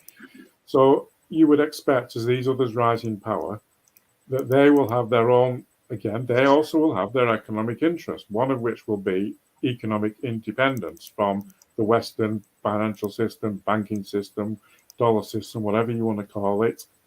Okay. And they will have their own, thing that they want to bring in, and they may bring in a joint thing as they challenge in coordination. So the answer to your question will be partly, but I don't accept that it's just about that. But what I was talking about was Iran, and I was going to try and use a comparison between the Iraq war and the Iran war that might be coming if America comes in and tries that. Iran is going to be a much bigger, tougher thing than Iraq. First Iraq war, the Americans used a quarter of the total armed forces, half of the combat forces, including naval and air, and they were able to crush a nut pretty quick without any damage to the sledgehammer. Iran is a much bigger, it's 3 times as big. So, if their objective is regime change, and there is some talk of regime change now, Israel obviously is going all out, at least to try and crush the proxies of Iran, Hezbollah and Hamas. Now, whether it has the capability on its own to knock Iran out, obviously there's no land border between them, so it's going to be an air and missile war. So it's difficult to see how they can get regime change from that. You would think they would have to do also land invasion, which Israel probably can't do on its own, or instigate revolution in Iran. We don't know how stable the Iranian regime is, so there's a possibly there, but my thoughts are Iran is done. Israel is decimated. Israel is done. Already, they are on the brink of defeat. No doubt about it. Okay, I'm not sure that's May I add on to that? Yes. Go on. Well, Israel has been done for a few years now. As I've mentioned before, the person that we see as Netanyahu is an imposter. The man has been replaced by an actor. He was executed years ago for his role in 9/11, thanks to Trump and the military backing him. As far as this Hamas, this quote unquote war in Lebanon and Gaza, it's all fake. It's all theater. There's no war going on. There's no people dying. It's all just theater. There's even a whole Twitter page dedicated to this, where Israeli citizens who are normies, just like the rest of us, are constantly posting pictures of obvious CGI and actors, and complaining that the Israeli government is not saying anything about it to the West, despite the fact that the West is constantly talking about how Israel is committing war crimes. It's all a big show, because while Israel itself may be done, the public has to be shown in a replay. What do you mean by done? It's done as in being an aggressive power or having influence over the United States and the rest of the West. That era is over. There's no longer going to be a greater Israel or a expansion into the rest of the Middle East or any more wars on their behalf. That whole thing is over. Right. Well, I'll stick to what I said before, that Israel doesn't control the West. It doesn't control America. It has considerable influence because of the Jewish lobby in the United States and the Jewish vote. It doesn't control it. In terms of the trend, it's you're mistaking what I'm saying. Slightly weaker. You're mistaking what I'm saying. What I'm saying is that their influence and any influence they have is done. The Jewish lobby, AIPAC, and the ADL are finished as well. They're just as finished. As far as the ADL goes, and the AIPAC actually for that matter, thanks to Trump, they've had their arms, their legs, and even their nuts ripped off, so to speak. The infighting that these organizations have gone through in the last several years is extraordinary, and they no longer have power in Congress as they used to. And if you want proof of that, all you have to do is look at these so-called far left governors and activists like AOC, for example, who are white hat agents, who openly talk bad about Israel. And right, Trump even said this a couple of years ago. Yeah, okay, that's all correct that's going on, but it's a matter of judgment of how that affects their influence. Well, I suppose I guess we're just about degrees, really, aren't we? It's come down, will be my judgment, but not to zero, which maybe that's your judgment, that it's come down, their influence inside the States has come to zero. I think yes. America is still backing Israel, certainly defensively. Now, no. Well, they have done. I don't accept that. You know. Yeah, they have done. They have done, but it might be an illusion. That's just crazy. It's completely made up. Well, there is a conflict. There is a war going on there. The Americans have helped the Israelis intercept Iranian missiles. The question is, will the Americans back an offensive by Israel against Iran? And I was going to make the point with the other chap, Michael, sorry. Go ahead. The American military will be a bit wary of that. You know, whether they can actually knock it down. They'll be quite cautious in launching a full-scale offensive against Iran, or even something like to try and knock its nuclear weapons out, or even, attacks on its oil facilities. I talked before about the relationship between the economic system and the geopolitical security system, that's going to upset the global economy, which is going to rebound to some extent on America, or certainly on America's allies anyway. It's going to hurt them. So, there'll be voices there within the American power establishment which are cautioning against even doing that. So it's not certain what America... Nobody... going to go. I think there's a lot of, as a man that's been to war and been to, from the intelligence side of things, when I look at Ukraine and Russia, okay, right. Oh, is he gone? Hold on. Sorry, I'm just all right, brilliant. Because I wanted you to listen to this. I am here. I'm watching. Right. This. So, Putin, for me, this is where I get the Trump, Putin sort of. Putin gave Trump the ball and said, the ball is in your court, Mr. Trump. So after that, the Ukraine and Russia war happened. Now, when Great Britain sent the missiles and whatever they sent to the Ukraine, that right there is an act of war. That gives the right of Russia to invade England or Great Britain, whatever you want to call it. Yeah, but would it gives them the right. No, it's an act of war.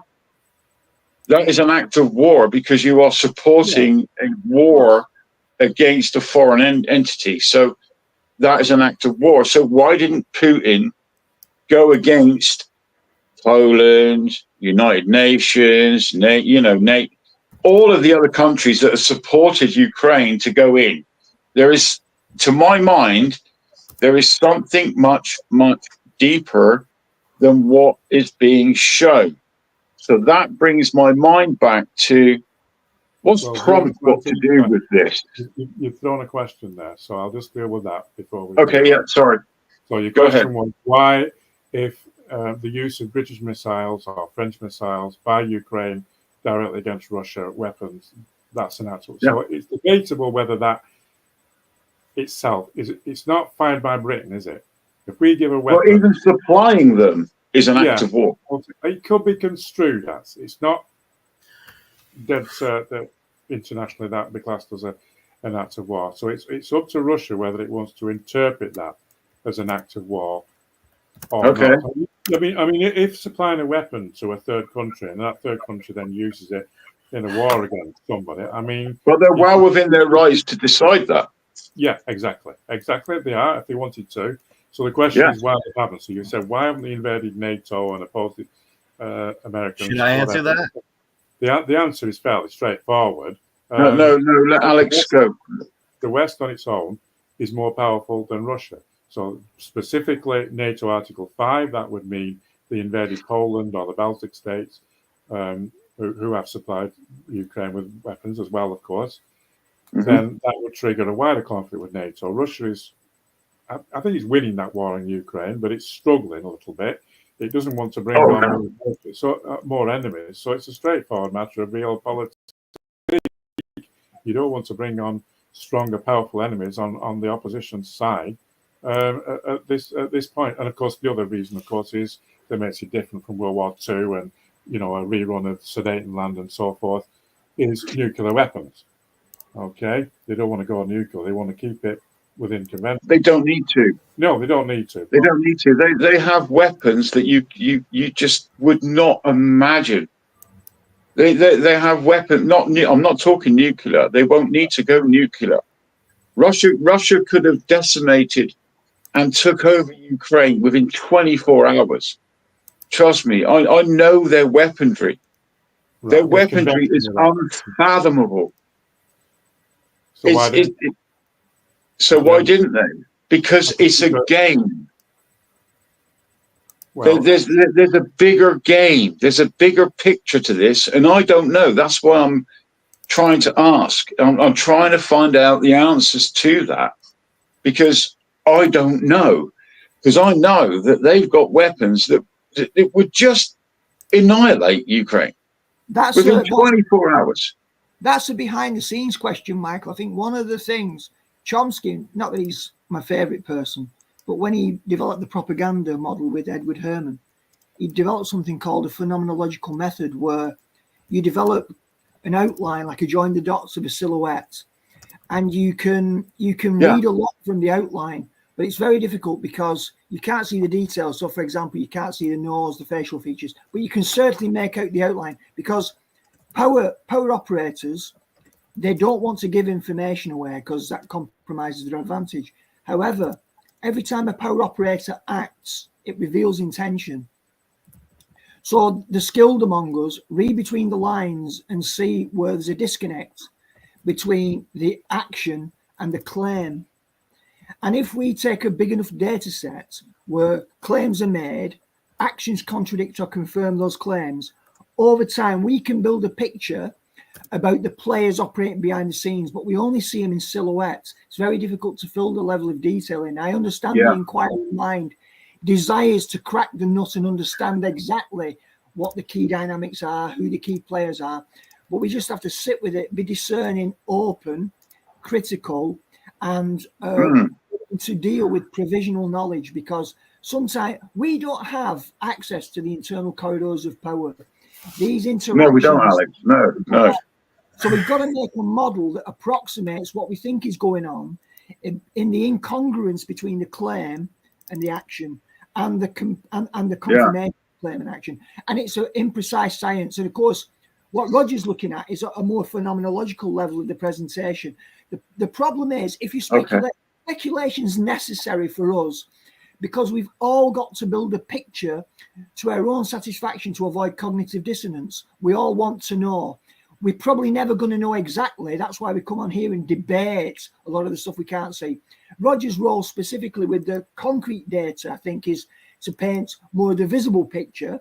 And it's for us to take a lot of that concrete data to try and map the silhouette outline. And it's always going to be imprecise. Right. So we know. Oh, I totally respect that. It's just a little bit like frustrating for me, Alex, because as you know, a military man, you want to know. Like when I was in the trenches, I got angry and I looked up to the sky and said, "What the am I doing here?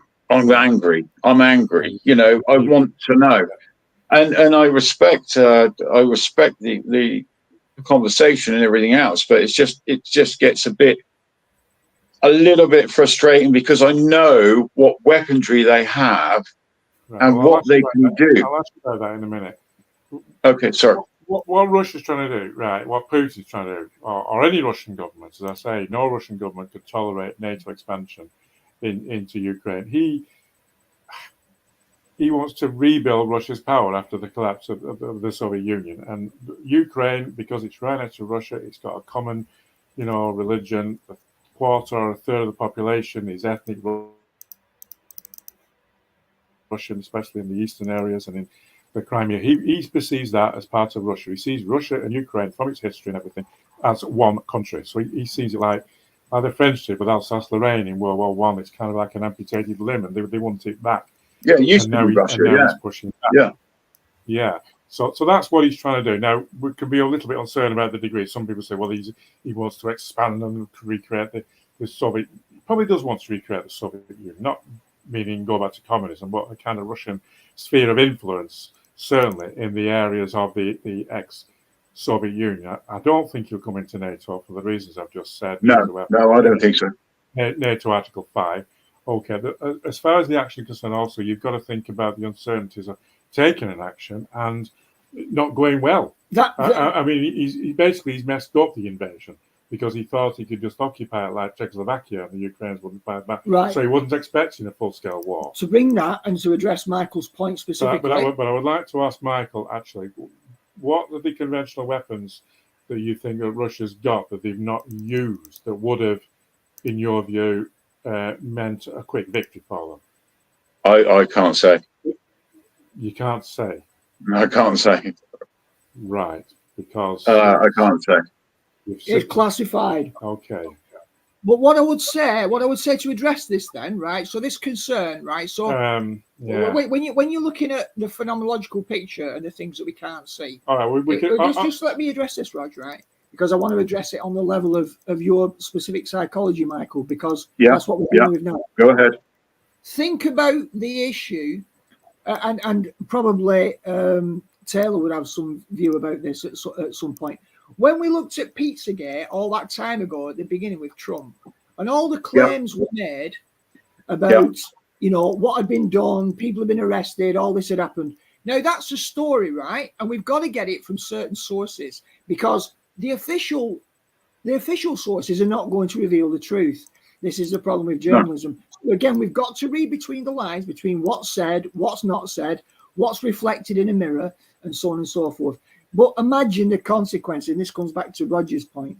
Imagine the consequences of loads of people who do not know the extent of the child sexual abuse and murders that takes place from. You have no idea. If that was revealed as like an Assange type reveal in the public domain, I think the genuine concerns about the level of bloodbath that would ensue on a civil war level. So I do believe that sometimes you talk about the game that gets played. Sometimes we assume that games are played because just one sec, Roger, because we assume it's a manipulator who's always got a nefarious intent and is holding something. Sometimes people hold back information because to reveal it would have so many unintended consequences that you have to be diplomatic in what you share. And it is like a game of poker. Somebody wears shade. Somebody shows some of the cards, and if we see it like a big poker table, it isn't always the person with the best hand that wins. Sometimes it's the best bluffer, the person who's best at having the shades and not giving away their intention, the one who keeps a cool head even when they're outnumbered. So I think it's an extremely complex situation to be able to answer specifically in any given situation, but I do understand the frustration because there's a game, there's something going on behind the scenes, and I think that this is for me a call for patience. We've all got to hold knowledge or speculation, because we don't have direct access to it, very provisionally. Test it. You're very smart, Alex. And just you're very smart. See yourself as in part of an ongoing process. I appreciate the desire to scratch the itch, though, Michael. Yeah. No, I appreciate that, Alex. The one thing I would say is that the one thing that does need to come out is the child trafficking and the child sex abuse and the tunnels that are under the ground. And trust me, they are underground. We used to call them DOMs. I went to there's one place I went on a course, and I'm only going to say this because I want to say this now because I'm fed up of being quiet. I'm fed up of keeping these secrets. Trust me, I am. I've done a lot of shit. There was one course I went to, is in Thetford. Right. And I went, it's what we call a confidence course. Right. You do this confidence course and, you go up on a high level and you do these walks and blah, blah, blah. You parachute down, you do this zip line and blah, blah, blah. And then you go under these tunnels. And you go down these pipes underground, and it is pitch black. You don't know where you're going. And first of all, the first course we go down is, it's about, 5-10 meters. I don't know what it was, but go down these tubes like a waterwork, pipes. Go down there and you go down this corner and the pipe gets thinner and thinner and thinner. And I'm telling you, you cannot see your hand in front of your face. Right. And it's to scare you. It's to get you traumatized. So anyway, you got to back out and you got to find another route and you got to find this other route. And then you find your way out in the end. It takes some time, but my God, you're scared. And anyway, you come out of that. And then you go to this base. It's a big base. And then you go down in this lift. And this lift goes down. I'm talking 2, 3, 4, 5 miles down. I don't know. I really don't know how deep it was. All I know is that the lift took a long time to go down. And you go down and there is these massive canyons. It's like it's just a whole new city or world underneath these. We used to call them DUMBs, and that's where the word DUMBs come from, deep underground military bases. And they are true. I don't know what they do down there. I don't know what they are all about. All I know is that I was down there. I went in there. I was in classrooms. I'd done courses. I'd done stuff down there, diving underneath caves and all that sort of stuff. But I never, ever seen any children in caves or any children in cages or anything like that. I'm not to say it's not going on, but I didn't see it. All I seen was me going in classrooms, me going down into deep dive caves and stuff like that, and lectures and things like that. That's all I did down there. Interesting. And then I just came back up on the surface and went on my normal duties. Now, even if that had tangential significance to a specific question about children, the very fact that that type of thing has had to be revealed by yourself, who had boots on the ground at some point, and it has troubled you, and you shared it now in a public domain. That's the thing, because people wouldn't know. And we do need first-hand reports, like, for example, journalists are skewed and they report what they're told to. So thank you, first of all, for that. And I hope it's enabled you to feel a little bit less burdened, Michael, but you'll still be scratching your head, wondering what the hell it's about, because you've had an experience that you're not, it's not really easy to share with people. Because if you don't, like, for example, you get sent somewhere, you get told why you're being sent there, you go, you weren't really told, you just went through an exercise and you're in a place, it's like Alice in Wonderland. You come back, you've got a story to tell, but you still don't know what the hell it was about. No, I didn't. No. So no, that was it was a part of a course, and I was tested. I was tested on multiple layers. I don't know if you've heard of the. I'd like you to look up on YouTube Penny Fan. Right. Penny Fan was it's called Penny Fan. Yeah. It's the most hardest course in the British Army, and I'm telling you now, man. Oh my God! It was the first time I'd done it. I'd love to tell this story because it's the hardest thing I've ever done. And I know we're going off subject because this is just a military experience. The first time we went over, it was called Sennybridge in Wales, and this mountain or something. It was a course. It was a course that I was on. And the first time we went over, we were there, was all nice and that. And we went over and we had to do it in the fastest time possible. And if you look at Penny Fan, I think it's like 7K over and 7K back. Well, we went over first of all with no weight, just our combats and, leisurely, like just do it quick, blah, blah, blah. So we went over and we had to do it quick. So I went over and we done it. I think it was 1 hour, 1 hour 15 minutes. I think it was. And anyway, we got back to camp. We were doing these things. I'm not going to say what course it is, but yeah. And then we was in bed asleep. And we've always got to be ready on these sort of courses. You've got to be ready. Next thing, 3 o'clock in the morning, thunder flashes in the room. Boom, boom, boom. All over, like we were being invaded. We got a Hessian sack over our head, zip tied behind the back of our, the hands. Get on the fucking floor now. So we got on the floor. We had to crawl out. We had to do a leopard crawl out. Get on the back of the Bedford.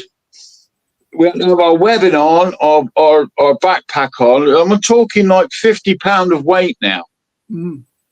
Helmet, rifle. We had to go over Penny Fan. Not only that, when you got over, you had to beat your time. You had to beat your time of when you went over the first time. Right. So anyway, we beat that time. We came in at 1 minute 12:34, I think it was. And then at the other end, they looked around and went, back you go. Back you go. Oh, my God, dude. The chins just hit the floor. Because not only did you just beat the time with all that weight on your back, now you've got to go back. Another 14K or 7K or 14K. I can't remember. 14K both ways, I think it was. But I'm talking that. I'm talking like at the peak of the mountain. If you look it up on YouTube, you'll see it. Penny Fan. It's one of the hardest tests in the British Army. Anyway, so we had to go all the way back, and I'm telling you, well, I passed it. I done it. I passed. We got over, but at the end, his name was Captain Young. He was SAS. We got over. We finished it, and not a lot passed. Out of the 40 that was on the course, I think 6 passed. Put it that way. But when I got back down, and I was at the Bedford, my shins, my legs were like, boom, boom, boom. You wouldn't believe what you have to dig deep and go through to get there. And that's what takes that soldier to become that elite soldier, if you know what I mean. I'm not saying that I was elite or anything like that. Well, I'm saying that it took that to get there. Training courses. But you're expendable at the same time. Very valuable, but also expendable. Like cannon but fodder. what I'm saying is, when you go through that, and you've done that, and you passed it, and you achieved it, then you go to these stupid, pathetic wars that the government are saying for you to go, like this pompous frickin' idiot who's in Parliament saying, where's weapons of mass destruction coming? Tony Blair, who is the most corrupt, evil person of the Knights Templar, sending you and your sons and your brothers to war. For what? To die. You're being for abused. The gold. I mean, you're probably thinking, you know, are the armed forces being abused by, you know, the purpose of the, and that's a perfectly legitimate question to ask. And you quite, I wouldn't go to the Knights Templar, but it's traumatizing, though, isn't it? Yeah, and it's wrong because the government has got a responsibility to look after the armed forces. You know, it's a responsibility to try to pursue the country, what it perceives as the country's interest, to use non-military funds first if it can, and then if it does, you know, think it needs to go to war, then it's got a responsibility towards the troops above all else. To prepare that, do what it can to prepare the conditions for success, and not to send you in for illegitimate reasons and willy-nilly reasons and unprepared and so forth. So Roger's talking about the ideal at a time when perhaps we might have had a more honest politics, but unfortunately, as we know, nation states get captured. So America was captured by globalists. Globalists have captured many powerful nation states so that they can mobilize private armies and private police forces, because obviously they want to use the police to police your average person, whereas they're supposed to be there to protect us. It's the same with the military. If you want your own private military force to support your own interests and raid another country for your own gain, then of course, once you've secured power, you need the rhetoric and all the political theatre to create the smokescreen, but you will mobilize that army in line with your interests while pretending it's a national interest, which really is national security, by which they mean we don't want to compromise this. Not because we love the country, because we don't want our privileged position to be undermined. Yeah, of course. I see that, Alex. But Richard, is your name? Sorry, Richard. Is it Richard? Roger. This is Roger. Roger. Sorry, Roger. All right. So why do you really believe that the British government are protecting their troops? No, they're not. I mean, the armed forces now are in a terrible state. You know, worse than smallest is the Napoleonic Wars. Yeah. But ideally, you know about 77th Brigade. That's the principle that they should follow. I'm not saying they do. You're quite right. They they don't, and governments do all sorts of things, and they do lie about wars when they want to get a war for their own reasons. They've got, especially democratic states, have got to lie to the public to make an excuse to get public support. Or America got Thank to you. lower the price of oil so that Saddam would invade. There's various techniques. Yeah, as you say. Did you see Richard? Did you see the Queen's birthday card of 2019? No. When no, it was the Christmas card, I believe. This is where I totally really got angry, was when I seen Saddam Hussein's 24-karat gold piano in the Queen's bedroom. That's when I lost it, really. I believe some things that my mates used to say about the Queen and the country and all this and all that. But when I seen that piano of Saddam Hussein's 24-karat solid gold piano in the Queen's bedroom with her photo on it, that's when I just went totally rogue. Totally rogue against all.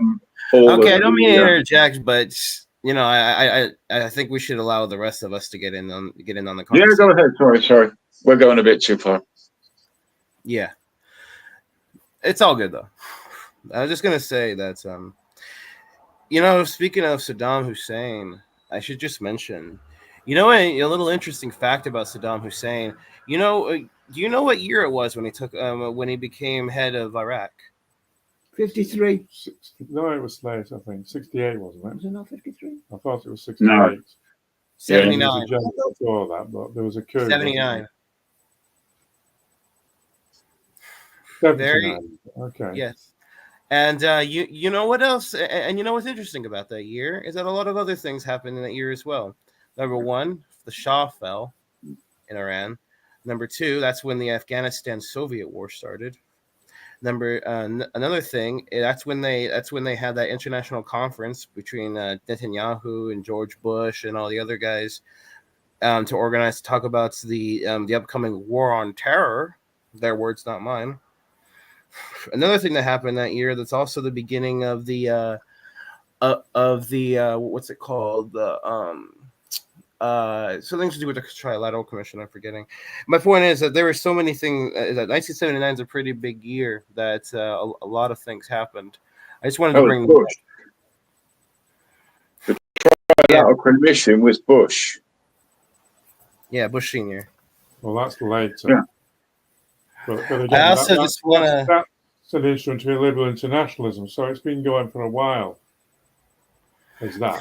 It's one of these. Yeah. If you want to trace the head, if you want to Davos culture, kind of. If you want to trace the start of the New World Order, whatever you want to call it, globalist cabal, whatever, Zionist cabal, whatever. If you want to trace where it all started, you can trace it all the way back to 1776. Right. Well, I don't believe a continuum going back that of one. There's been lots of changes and world orders, changes in power since then. Yeah, but you don't understand is that the key players head at the top have always been the same. It's just that the minions have changed over the years. For example, it's always been the Freemasons and Skull and Bones. No, it is not. Yes, it has. Skull and Bones. Freemasonry and Skull and Bones. Freemasonry and Skull and Bones are two organizations that were infiltrated by the Illuminati going back to 1776, as even outlined in Mr. Robinson's work when he talked about when he was recruited by the Illuminati and how they helped to engineer the French Revolution. And these are the same people that helped the Rothschilds take down Napoleon, etc., etc., etc. The rest is history. The point is that Skull and Bones and the Freemasons have not always been an evil organization. Sure, you can look at it these days, but they've been just as infiltrated as, say, the political parties that we have. Like, say, well, you can go back to 1066, But the main thing that happened was in 1666 of the Great Fire of London, when the birth certificate came in. That's when the Phoenician and the Admiralty law came in. That's why Venice, the Phoenician Venice, is built on water. Yeah. Venice, because it's Admiralty. It's called Julius Campus Law, JC, Julius Caesar, Jesus Christ, Julian calendar. It goes back to JC, 1666. Yeah, that's another big year. Yeah, but I'm talking. You can always. Caesar, 16th century before that. Yeah, I agree, Richard. I do. But the birth certificate came in 1666, which was the Great Fire of London, which turned every living soul into a commodity, into a corpse, a corporation, a corpse. I think we should try and get back to international relations. I was going to deal with a couple of questions you put. I mean, you mentioned all these pedophiles and that. I mean, that's fairly straightforward. That all power people abuse the power, and they abuse it sexually. And you're probably right that it is widespread, and they don't want it coming out because that will damage the link, or the control link between the power elite and the population, make them unpopular, and accelerate the alienation that's going on. So that's why that was covered up. What can we do about it, though, Richard? What is the solution, Richard? I mean, we need someone like you with your knowledge. I mean, you're a great wealth of knowledge. Don't get me wrong. And so how can we do something to? Sorry, go ahead. This political action, ultimately, somehow, you've got to get political change and wrest control of the political machinery of the state. I don't think it will work, bro.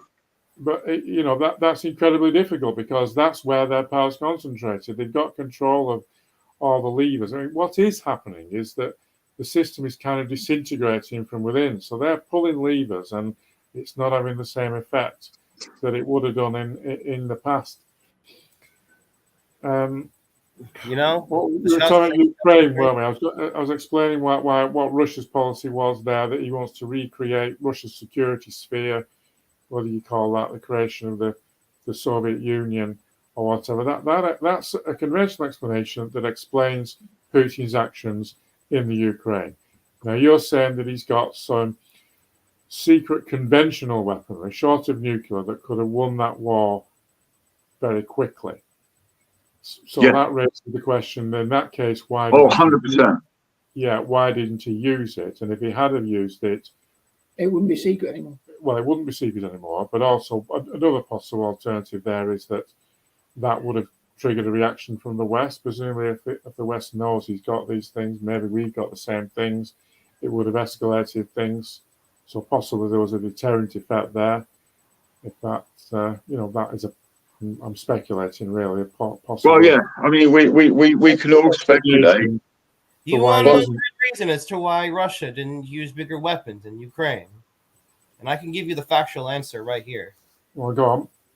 It's because he's been working with Trump in the West the entire time.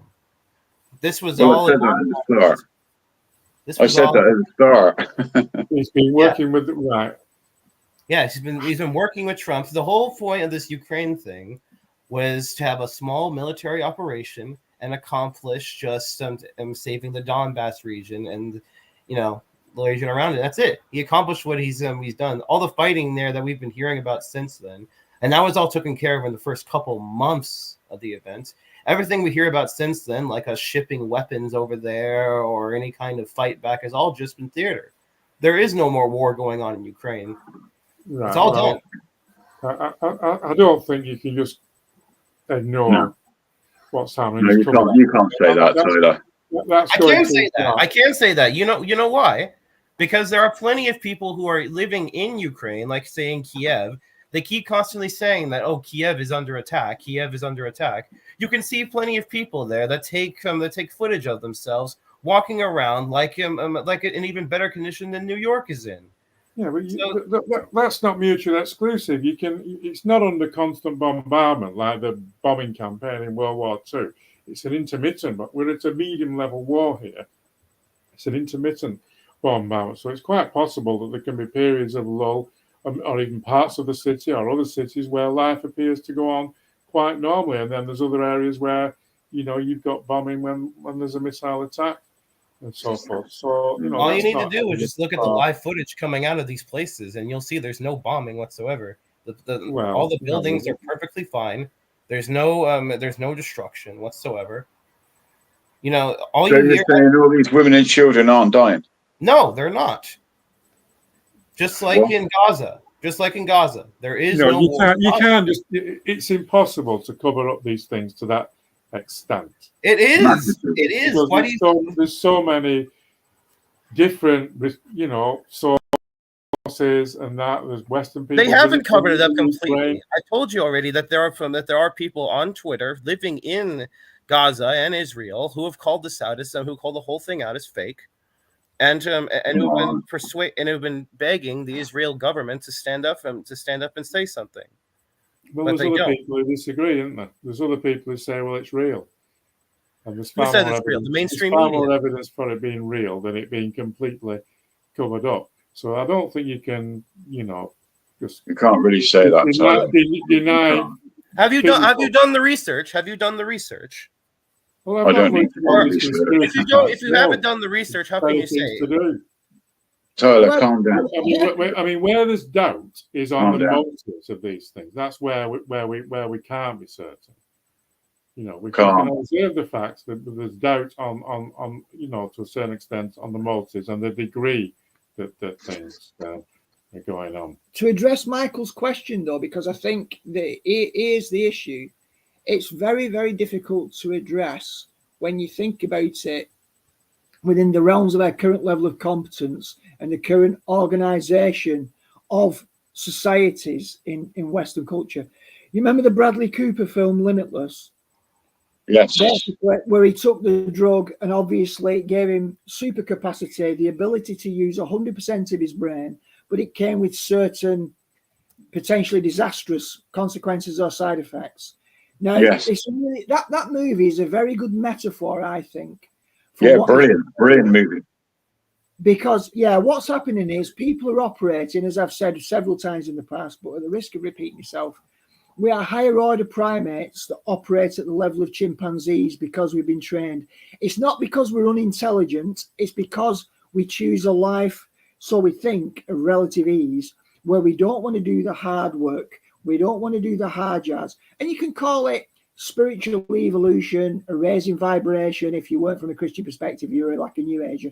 But the bottom line is an elevation of consciousness and an expansion of the capacity of human beings to operate at a maximum. Now, you see that, funnily enough, Michael, in the military with super soldiers, the concept of augmentation of humans and the weaponization of humans and the So it's already being explored in concrete terms by the military, so-called top-level secret, but we know it's out there, the technology is out there. Absolutely. But what it does require, even if we're not augmented in that traditional sense for military purposes, we need, as per Limitless, to have human beings walking on the face of the planet who are intelligent, but they also have a conscience and ethics. Otherwise, you end up with super psychopaths. So at the end of the day, we've got to have that elevation. And as long as we're operating like chimpanzees, it's the chimpanzees that go out and vote, and they vote for Kamala because she's the first black female president.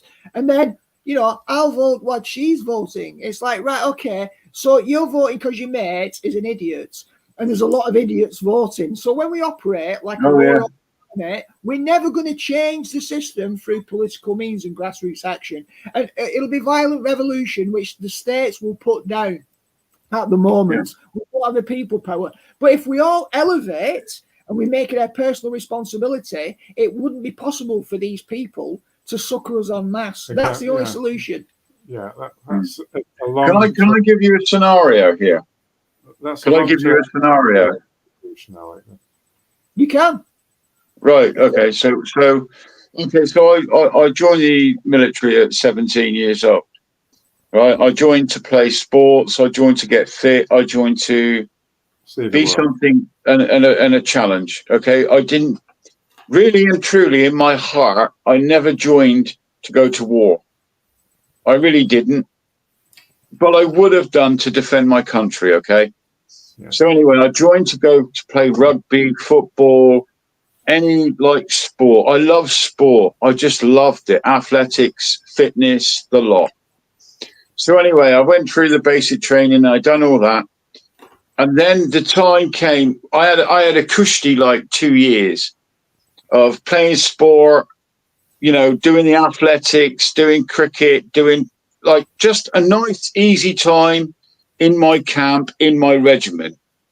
And then I got pushed onto other different forces like para, like then I went to someone else and blah, blah, blah, blah, blah, blah. And then war came. And I remember being in my in my room, my billet, we used to call it billets. I was in Which my one? room and I sat on my bed and Which the commander one? came in and went, 7 hours notice to move, gentlemen, 7 hours notice to move. And that means webbing out, ready on your chair, weapon out of the armory, rounds, ready to go. On the fucking chopper, ready to go. And my ass was like, oh my God, here we fucking go. And my other mates like Kez, Ginge, Dotty, you know, I can name them, Whitey, Chalky, the lot. They all came in and they were like, yeah, man. Oh, yeah, we're going to go to fucking war, man. Yeah. And there's me going, I don't want to fucking go to war. What the fuck is this about? But I did it. Yeah, exactly. You see what I mean? You move from And that's lower exactly what you've just been saying, yes, Alex. Yes, you move from lower order primate, conditioned, trained, brainwashed state to conscious person saying, what is wrong with this picture? And it always starts there with an individual waking the hell up. And unfortunately, not enough of us have as yet. And that's why we'd realize, say, for example, from Taylor's perspective, this is why we want, no matter whether Taylor happened to be right or not, and like he says, do the research, we all long for someone to come in on a white charger and set us free. That's been endemic to human consciousness. When we feel powerless, we feel we want a powerful character to come and free us from the oppressor. That is ubiquitous in the human narrative. And this is why these stories are so vital for human beings. Now, I respect Taylor. Don't get me wrong. Yeah. I totally respect Taylor. And some of the time, though, we don't get our person coming in on a white horse. It ends up being a fantasy. And then that's what Marx said about religion being the opiate of the masses. Because if we believe a story that's false, that one day the cavalry are going to ride in and they don't, it's almost like we could have been conned. So everyone's got to be very careful in weighing every story on its merits, because it's important to have stories. I mean, even fairy tales, they carry very important messages for us. So we can't just dismiss them. But like Taylor says, you've got to do research. Exactly what Yes. And I respect you, Taylor. I know you've done a lot of research, and I know, but what my worry is, and I'm talking to you as a brother. I know you love Trump. I know you do. And I know you like the story. I've seen the story, and I've seen the Trump tour where he got the sword, where he capitulated. It's called the Trump capitulation tour. Something like that is called, the video. And he goes all around the world and everyone capitulates to Trump. Now, I'm not saying that ain't false or that ain't true. I don't know, because I'm not there and I'm not part of his Secret Service. I hope it's true. I hope he is the savior. But trust me, bro, in my lifetime, there's only one savior, and that's you. Okay, well, to counter that, let me just say, God, like you know, the heaven, the God, you are God, but but Trump ain't gonna save you, bro. Yeah, let me He ain't gonna do it. He could, however, disrupt the international order by becoming president of the United States. I mean, Can I interject? there'll be forces that'll try to constrain him, but you know, I want him to. He's disrupted it once to a certain extent. Can I interject? Bombing Iran would disrupt it. Can I interject real quick? Sorry, what was that, Webby? I said bombing Iran would definitely disrupt it, Roger. Yes. It won't happen, Webby. It's not going to happen, bro. It won't happen. America will not get involved in Iran. The better way for him to disrupt it will be to anticipate America's gradual decline and get ahead of the curve and pull back the empire to a certain extent. It's tricky to do that without being sort of viewed as a defeatist. But a certain amount, an empire, when it's overextended like America is now, that's what you've got to do ultimately, rather than just double down and attack everywhere and try to hang on to every little bit of power and then end up getting defeated somewhere and then you're forced back fast. Then it's better to try and anticipate the trends in world power and go with them. Britain did that quite well when its empire was going down. We kind of gave it up before we were sort of kicked out of these various places. France, on the other hand, decided to try and hang on, and it had 2 wars in Indochina and Algeria that lost, but still the same result in the end there. So, you know, a clever Richard, to anticipate. Richard, Alex, and Webby. Roger, what do you think we need to do? Michael. Right. Good question. It's Roger, not Richard. It's all right. It's okay. Well, I'm sorry. No problem. But what do you think? What do you think? Like, I mean, I like this guy, anti-stupid, not vaxxed. I like his intel. He's got quite a lot of intel. You should get him on, Webby, I think, if he would willing to come on. But what do you think? I think we just need solutions now. We all know there's something wrong. We all know that there's truth out there, and that we need to take down these elite, what we call elite, the government. It's not working. It will never, ever, ever work. It's never worked for 2,000 years. So there's a revolution coming. There must be something coming. And I think we need to all come together or organize something to take down these people. Because we've had enough. Enough is enough. All right, well, let's take a bit of hope for starters then. These trends that I've been talking about, look at it from the point of view of the elite, they are dangerous trends. Yeah, They were formerly on top of the world, and now they're facing challenges externally in the non-West. And the balance of power, the trends of power are against them. That is a problem for them. So they may try to preempt to try and maintain their empire. At the same time, internally, they're meeting opposition. They're still in charge. Yeah, we still feel helpless and just one individual and our vote doesn't count and all the rest of it. But you are seeing a disintegration within the West.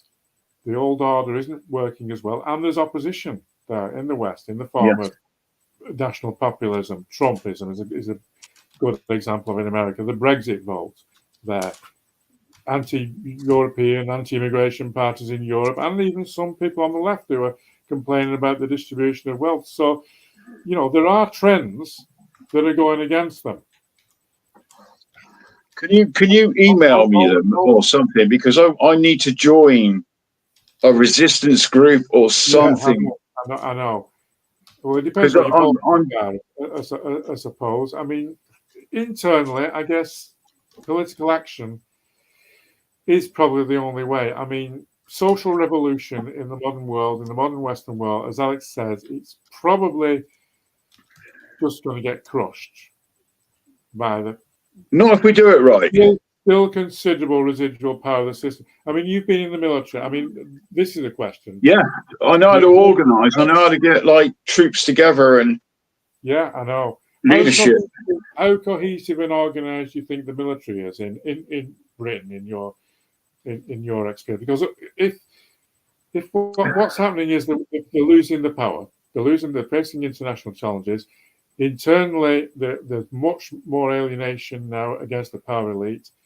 The old way of controlling people, they're controlling people through money, through the debt system, through the government, favouring this group over that group and so forth.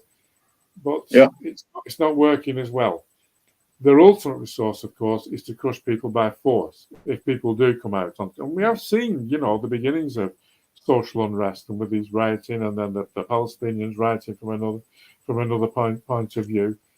How reliable do you think the armed forces are as the ultimate weapon for the system? What will happen? The thing is, to me, the armed forces are turned against the people. Will they obey orders to fire on the people if it comes down? No. Right. Well, that means. Well, I mean, hold on. 20 years ago, no. Right. If I've got a rifle and my commander tells me to take a shot at one of my own British people, I'll turn that rifle on him. It's incredibly difficult moral dilemma, isn't it? Well, morally, you don't want to do it. No, I will not take that shot. At the same time, you talk about your training courses and everything, and if my commander, all that is designed to, as Alex says, push you away from being a thinking man to being a robot or a monkey or whatever. No.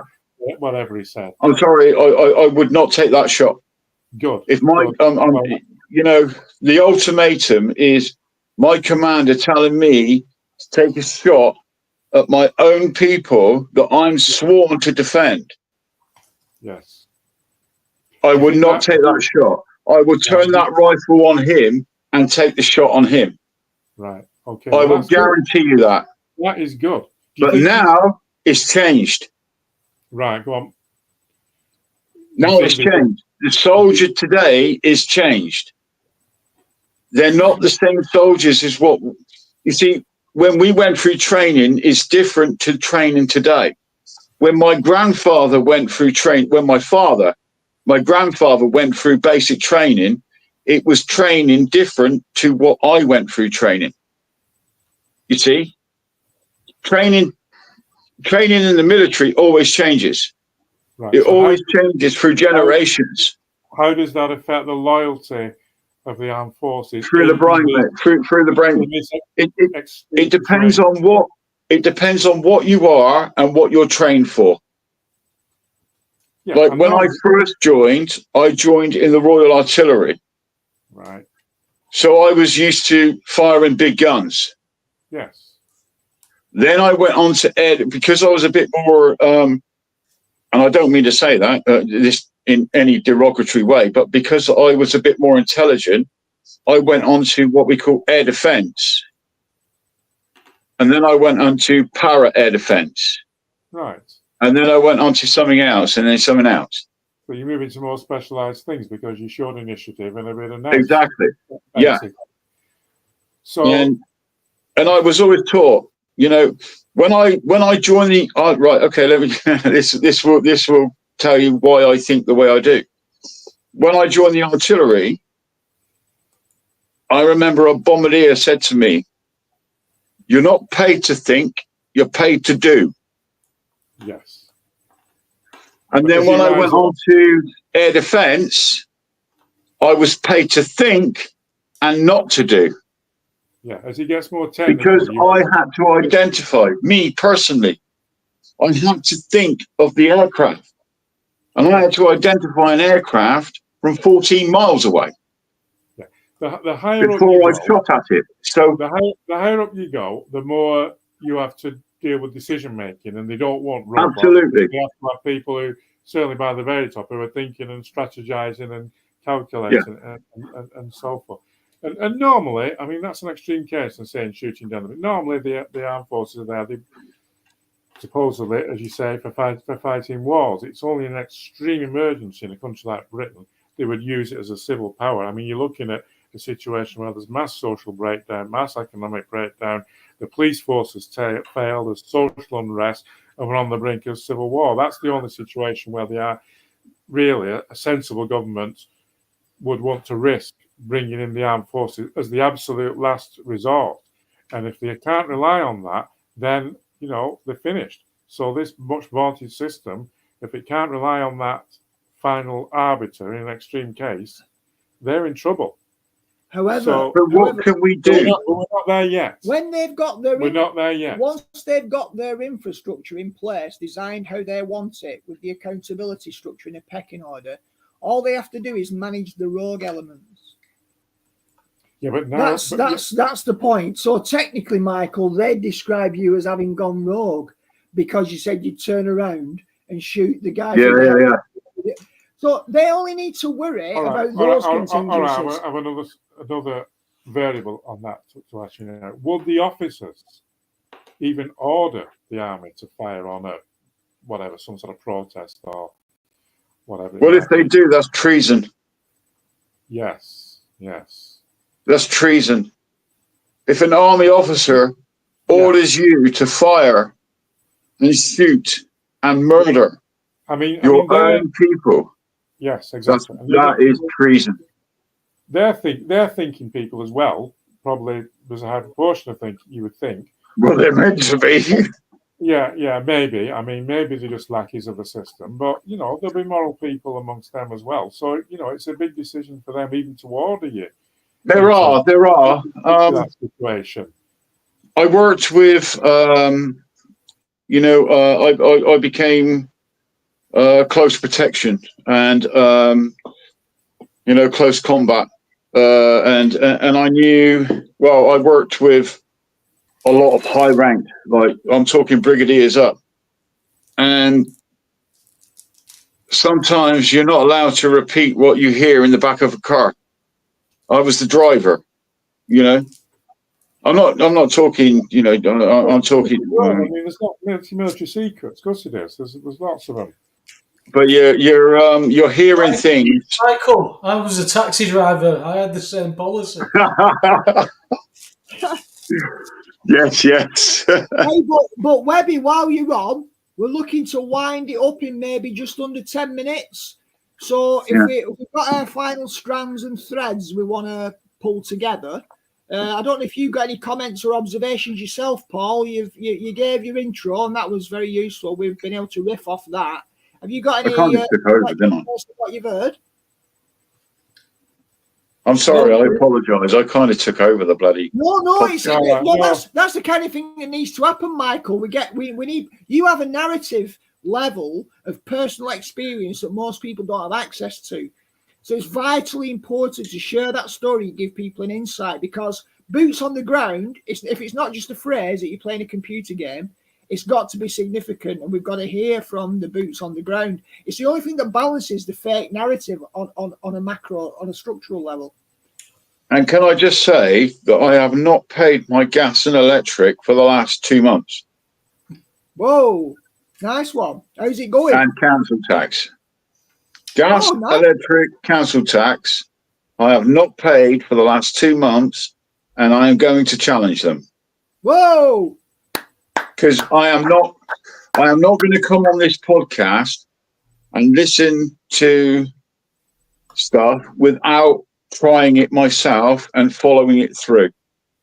So I'm not saying what's going to happen or what is happening right now, but when the results come through, I will be telling you. Ex-military speaketh. Yeah, I'm going to fight. I am not flipping paying it. Now that I know it's already been paid, how dare you? Yeah. How dare you rob me? Oh, it looks Michael, like you've got through. You're vindicated, mate. Michael's running with it. That's the starting point. Yeah, I am. Absolutely, I am. You need to know what you're doing, Michael. Honestly, I know what I'm doing. As long as you know what you're doing and you've got your documents correct. I've researched the bills of exchange and I've researched the Bradbury pound. And those are the two that I'm going with. And if they challenge me, bring it on. That's all I'm saying. Well, just Bring it on, because I'm ready. Keep checking in here, Michael, because you've got that strength and resolve. But this is a community as well, and it's a flagship movement. So congratulations, bud. I'm going to do it. I am absolutely going to do it. There's nothing's going to stop me now. Because when I found out about this, what do you think? It goes back to my commander giving me the order to shoot the civilian. Yeah. I'm going to do it. So why are you telling me to pay that when I shouldn't be? That's treason. I'm not going to do it. So I'll let you know. I will let you know how it comes through. If I have to go to court, I will video it and I'll send it to you, Webby.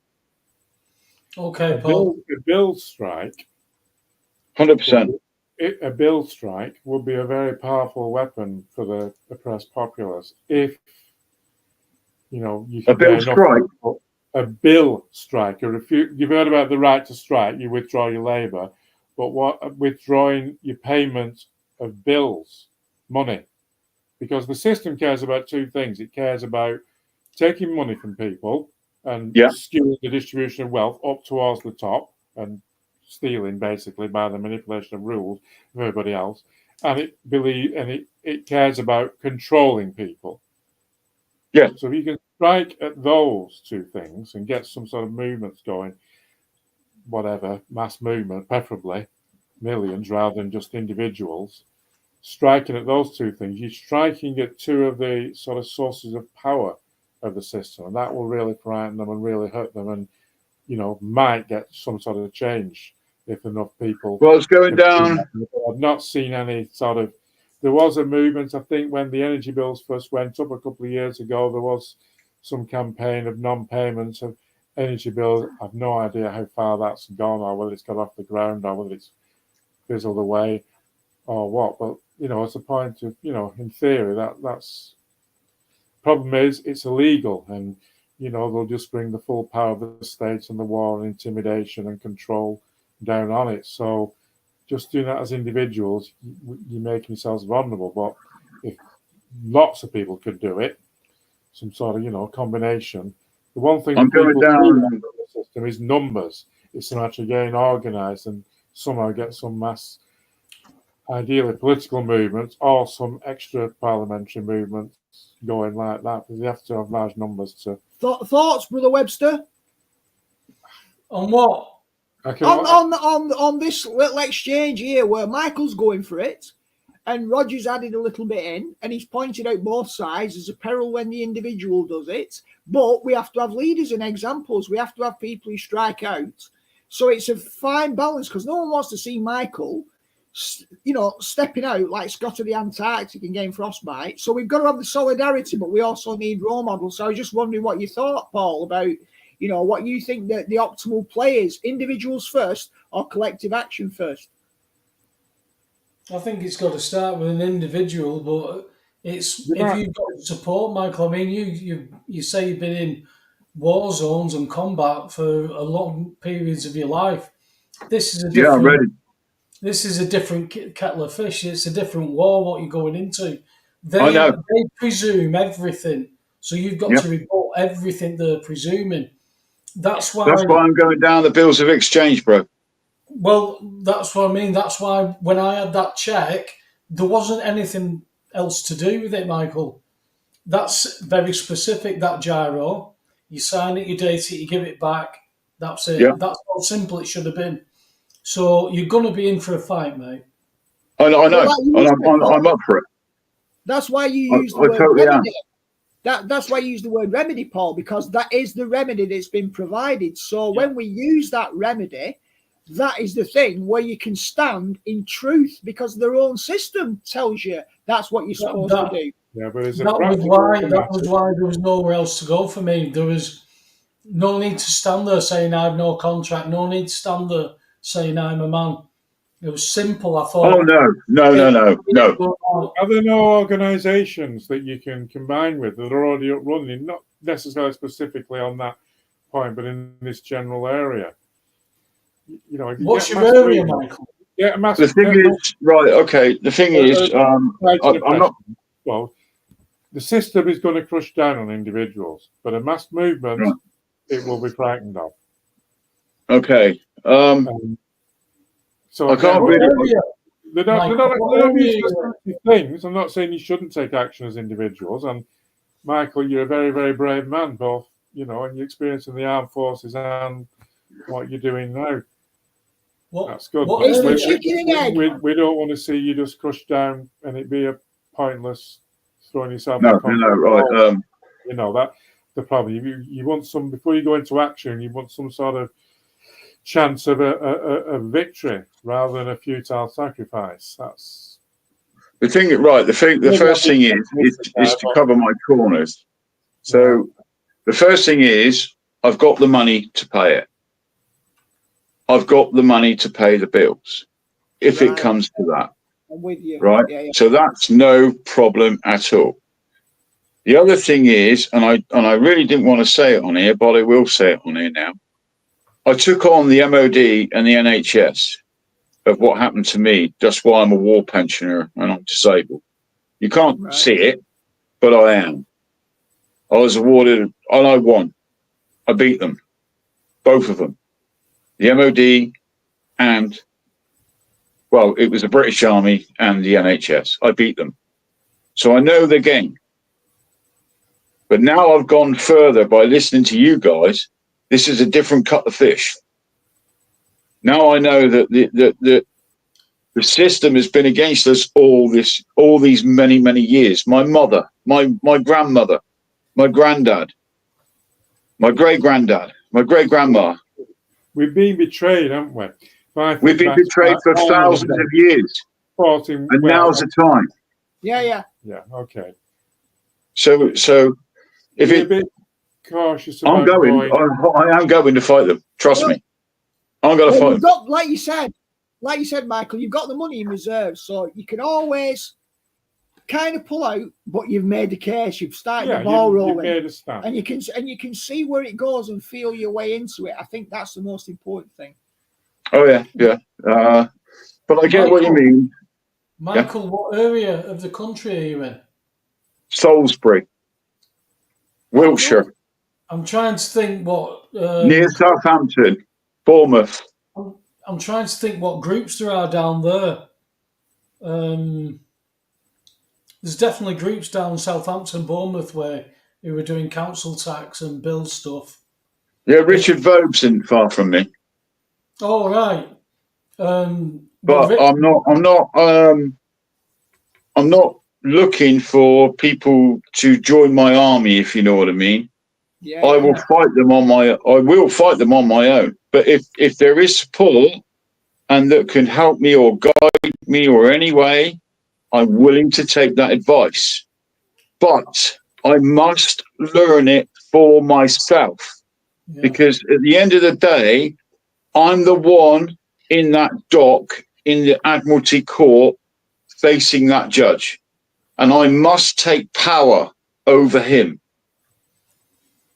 I must become the trustee over the trust. But do you see why with what I had, I didn't need to do that. I didn't need to do that because I had a check. Somebody gave me a check. All I have to do is sign and date it and give it them back. And that's how simple it was with that remedy. Yes. I went in there, Michael, going, you can't beat this. This is like royal flush. This is me. You know, I'm cashing. Yeah. This is checkmate. Yeah, that was it. And all you saw them, you just saw the panic. Well, my thing is because you've done that. Now I know that they know that. So they're going to take measures against that, against me.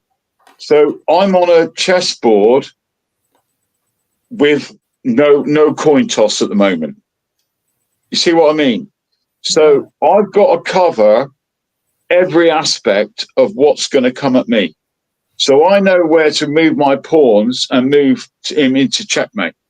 So he's going to abandon ship. Forget about paratrooping in behind enemy lines. No, this is a different ballgame. You're going straight into the camp, mate. This is mind over matter. This is not through missiles and bullets. This is through mind. And we're going into what we call a foreign corporation that's invaded our land. Don't forget, like piracy, pirates. They used to call it priory. So they have priority over the land, but they don't, because they're still on water. So as long as you know the Admiralty law and the ship law, the law, because you are lost at sea, you are a dead entity. So when you go into that court, you've got to know that. So when they tell you to stand in the dock, don't go in the dock. Because if you go into that dock, you pass that bar. That bar, you see, every court, when you go into a court, you have a public gallery, and then you have a bar. If you raise that bar and you enter, now you're entering deep water. So you don't do it. Priming the battlefield in military parlance, they're setting up a situation where all the rules of the game and the odds and the circumstances are rigged against you, so it gives them a better chance of winning. So, you know, you've got to somehow avoid being put into that battlefield in the first place. Yeah, exactly. You don't go over the top when the whistle blows. Yeah. But talk to some of these people in the chat, Michael. Like More Credit here, a few others are making a few things here, pointing out a few things. Oh, I don't know. Can you tell me? Because I can't see. Having a look, because if you can connect up with these people as well, it's just an informal. I'd love to. It's an informal support structure. Even if we don't nail that this week, we can do it next week on the chat. If you're going to have a strategy and a plan moving forward, recruit as many people as informal advocates and supporters through this, because at least that's a positive. The people can give you advice from as many quarters as possible and bolster you with solidarity, because I think going on your own is a noble thing, but any degree of support, we know that, don't we, Paul? When we're taking on corporates, if it's just one man, it's very, very difficult to get worn down. 2 or 3, and hopefully, you know, a few more, it gives you that result. It gives you that result. I mean, think about it. I'm taking on an Admiralty with a pirate boat. Yeah. With a fishing ship, I'm taking on an Admiralty. Yeah. You see what I mean? So the more people I have that can back me and come and support me, I'm up for it, man. There's no such thing as a one-man army, you know. Yeah, absolutely. You just be careful, Michael. Obviously, come back next week and tell us where you're up to. Yeah, I'm still not going to pay my gas and electric. You better know why. You better know why, mate. Because it's free. You better, if you go stand in the corner to say that. I'm going to. If he uses the remedy, it won't work. Paul, like you said, if he uses the remedy, that's his best chance. And then the judge will have to turn the paper upside down and refuse to look at it. And if you do that, it's a naked power play anyway. He's got to get the remedy. He's got to get the remedy. That's the problem. Absolutely. 10 years ago, they were issuing them. Now, you're lucky if you can get one. There are still some being issued, but if you can't get that remedy, mate, you're in trouble, mate. Well, I'm going to go down the bills of exchange way. I've done the research and I know the bills of exchange and I know what happened. So, okay, mate. Anyway, if I'm willing. You could go a certain I've got the money in reserve, so there's no loss. No worries, You know what I mean? So it's a win-win. If I lose, I win. If I win, I win. And then many others can follow. Yeah. Exactly. You get I'm willing to go. Fall back on pay. You've made your stand. You've made your point. But, you know, who knows how far you'll get. I think it's been a productive chat this evening, all told. A good, solid Yeah, thank introduction you. by Paul. Well built on by Roger. A little bit of banter between myself and Roger, opening it out. A couple of guests on specifically. Some interesting questions in the chat. Brilliant. And long may it continue. Have there been any questions come up there that can be dealt with? Not specifically. There have been little bits and encouragements, but no specific questions that have come up. So, all right, Michael, we'll catch you next week, pal. have a good week, Michael. Thank you guys for listening. Roger, do you want to wrap up for yourself? Is there anywhere people can look at your work or anything? Oh, not really. He's got books out, but not specifically on that. I mean, I just wanted to sort of introduce people to, the international system really, and why things are going on where they are, what the trends are in power, and what we might expect, and what the causes of all this disruption that you alluded to at the beginning of this, the turmoil in the world. That will be the main thing. So, indeed, if you take anything of it, it's a struggle for power between these interest groups, mainly states, stroke globalization. It's a matter of debate whether the globalizers have captured the states or whether the elites in the most powerful states are the globalizers, are the same thing.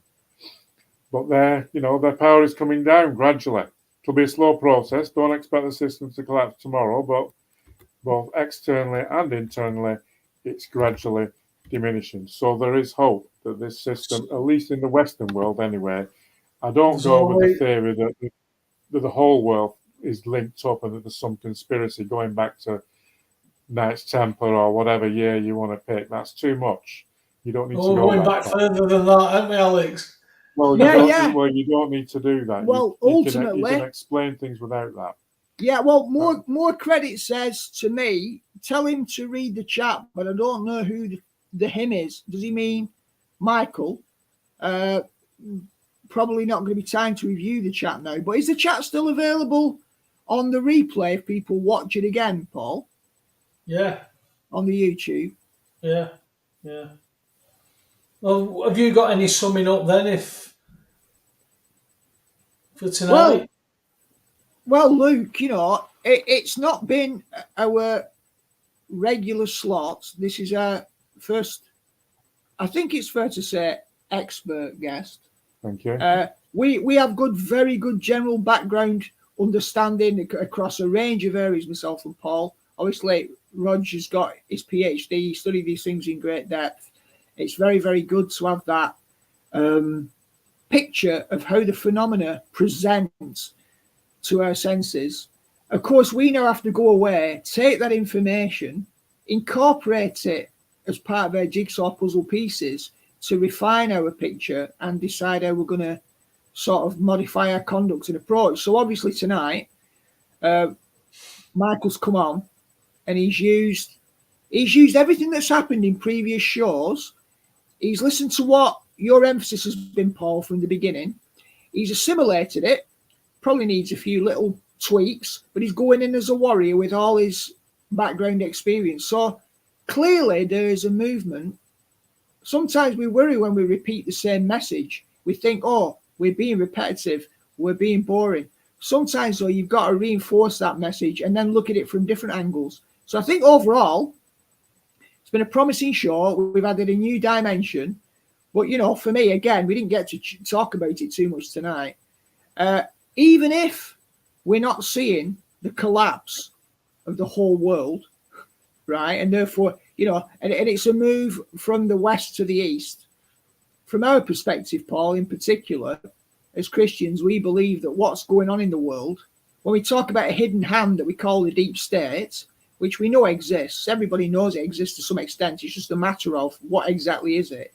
We know that there are forces behind the scenes that are pulling levers, pushing the buttons of these human beings, and that there is a cosmic battle that parallels the battle that we're all in.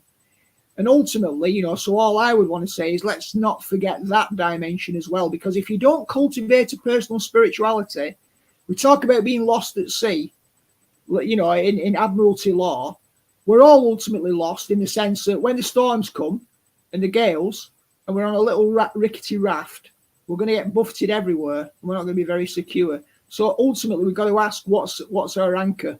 What's the deepest anchor that we possess? You know, we need a resilient psychology, but what's that based upon?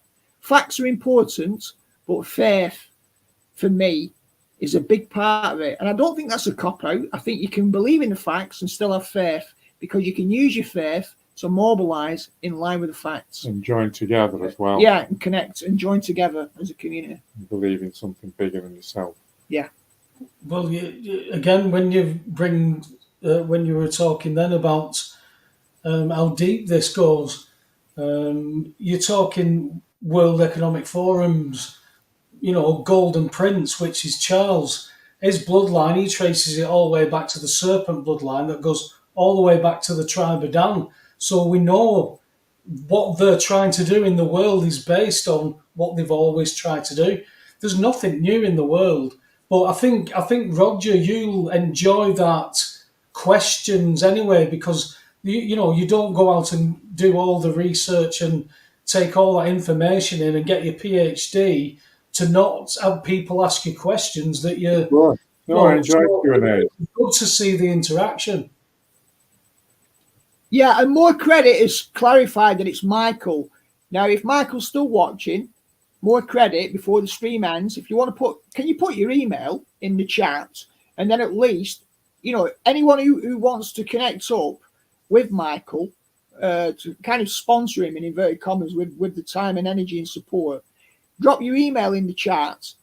Right, there you go. He's still there, Michael. Drop your email in now in the last couple of minutes, and Michael can contact you, can establish independent contact before next week. Otherwise, just wait till next week and we'll do it then at the beginning. But either way, I'll try and, If he does it again next week, he can, Taylor can put it in the... With his spanner. Yeah. Taylor can do it. Right, well, thank you very much, Paul, for inviting me. Thanks for your time, Roger. Hope it was useful. Hope I was useful for you. I'm sure I was for some. Certainly was. Thank you very much, mate. You're welcome. Thanks. Cheers, Paul. Good luck with everything you're doing. We'll catch you after the show. All right, brother. Speak to you in a minute. No worries. So, that was an interesting take on things with having, somebody with international knowledge of things like that can show a different aspect of what we don't really look at. But what I took from this tonight is that all this stuff is going on, and we can look at it as in individual things that are going on, or we can look at it as all these things are interlinked.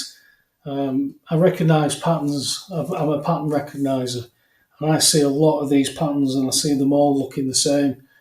But when it comes home, it's what you can actually do from your house. You're not going to be on an international stage taking on all these big players. So what is it you can do? Research, ask questions, get people talking about things before. There's no pubs that you can go and have a chat in. The churches are going. There's the places where we all commune. They knew on the lockdown that the people will lock themselves away. That's exactly what they want. But when we're looking at home, we're looking about all the mental health issues.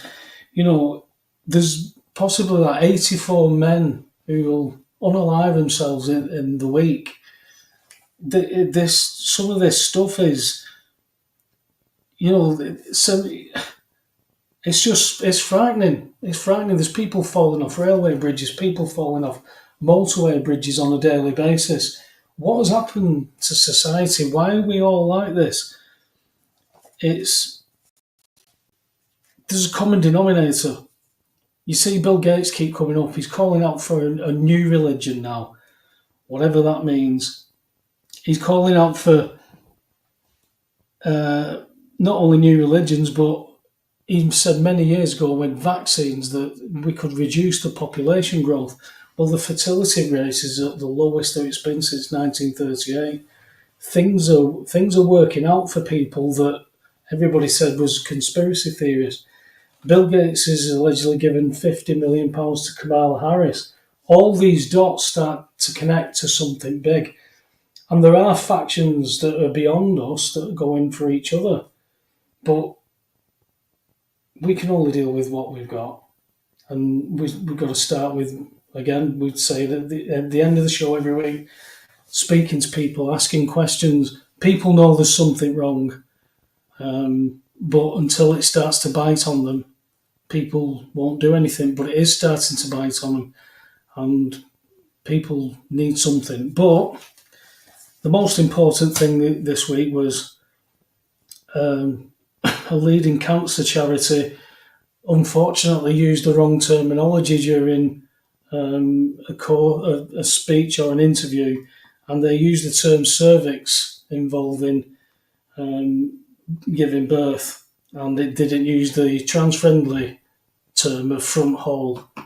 And I'm not quite sure how we can deal with these things anymore, but, you know, God willing, we'll see you next week and see what else we've got for you. Thank you. Good night. God bless.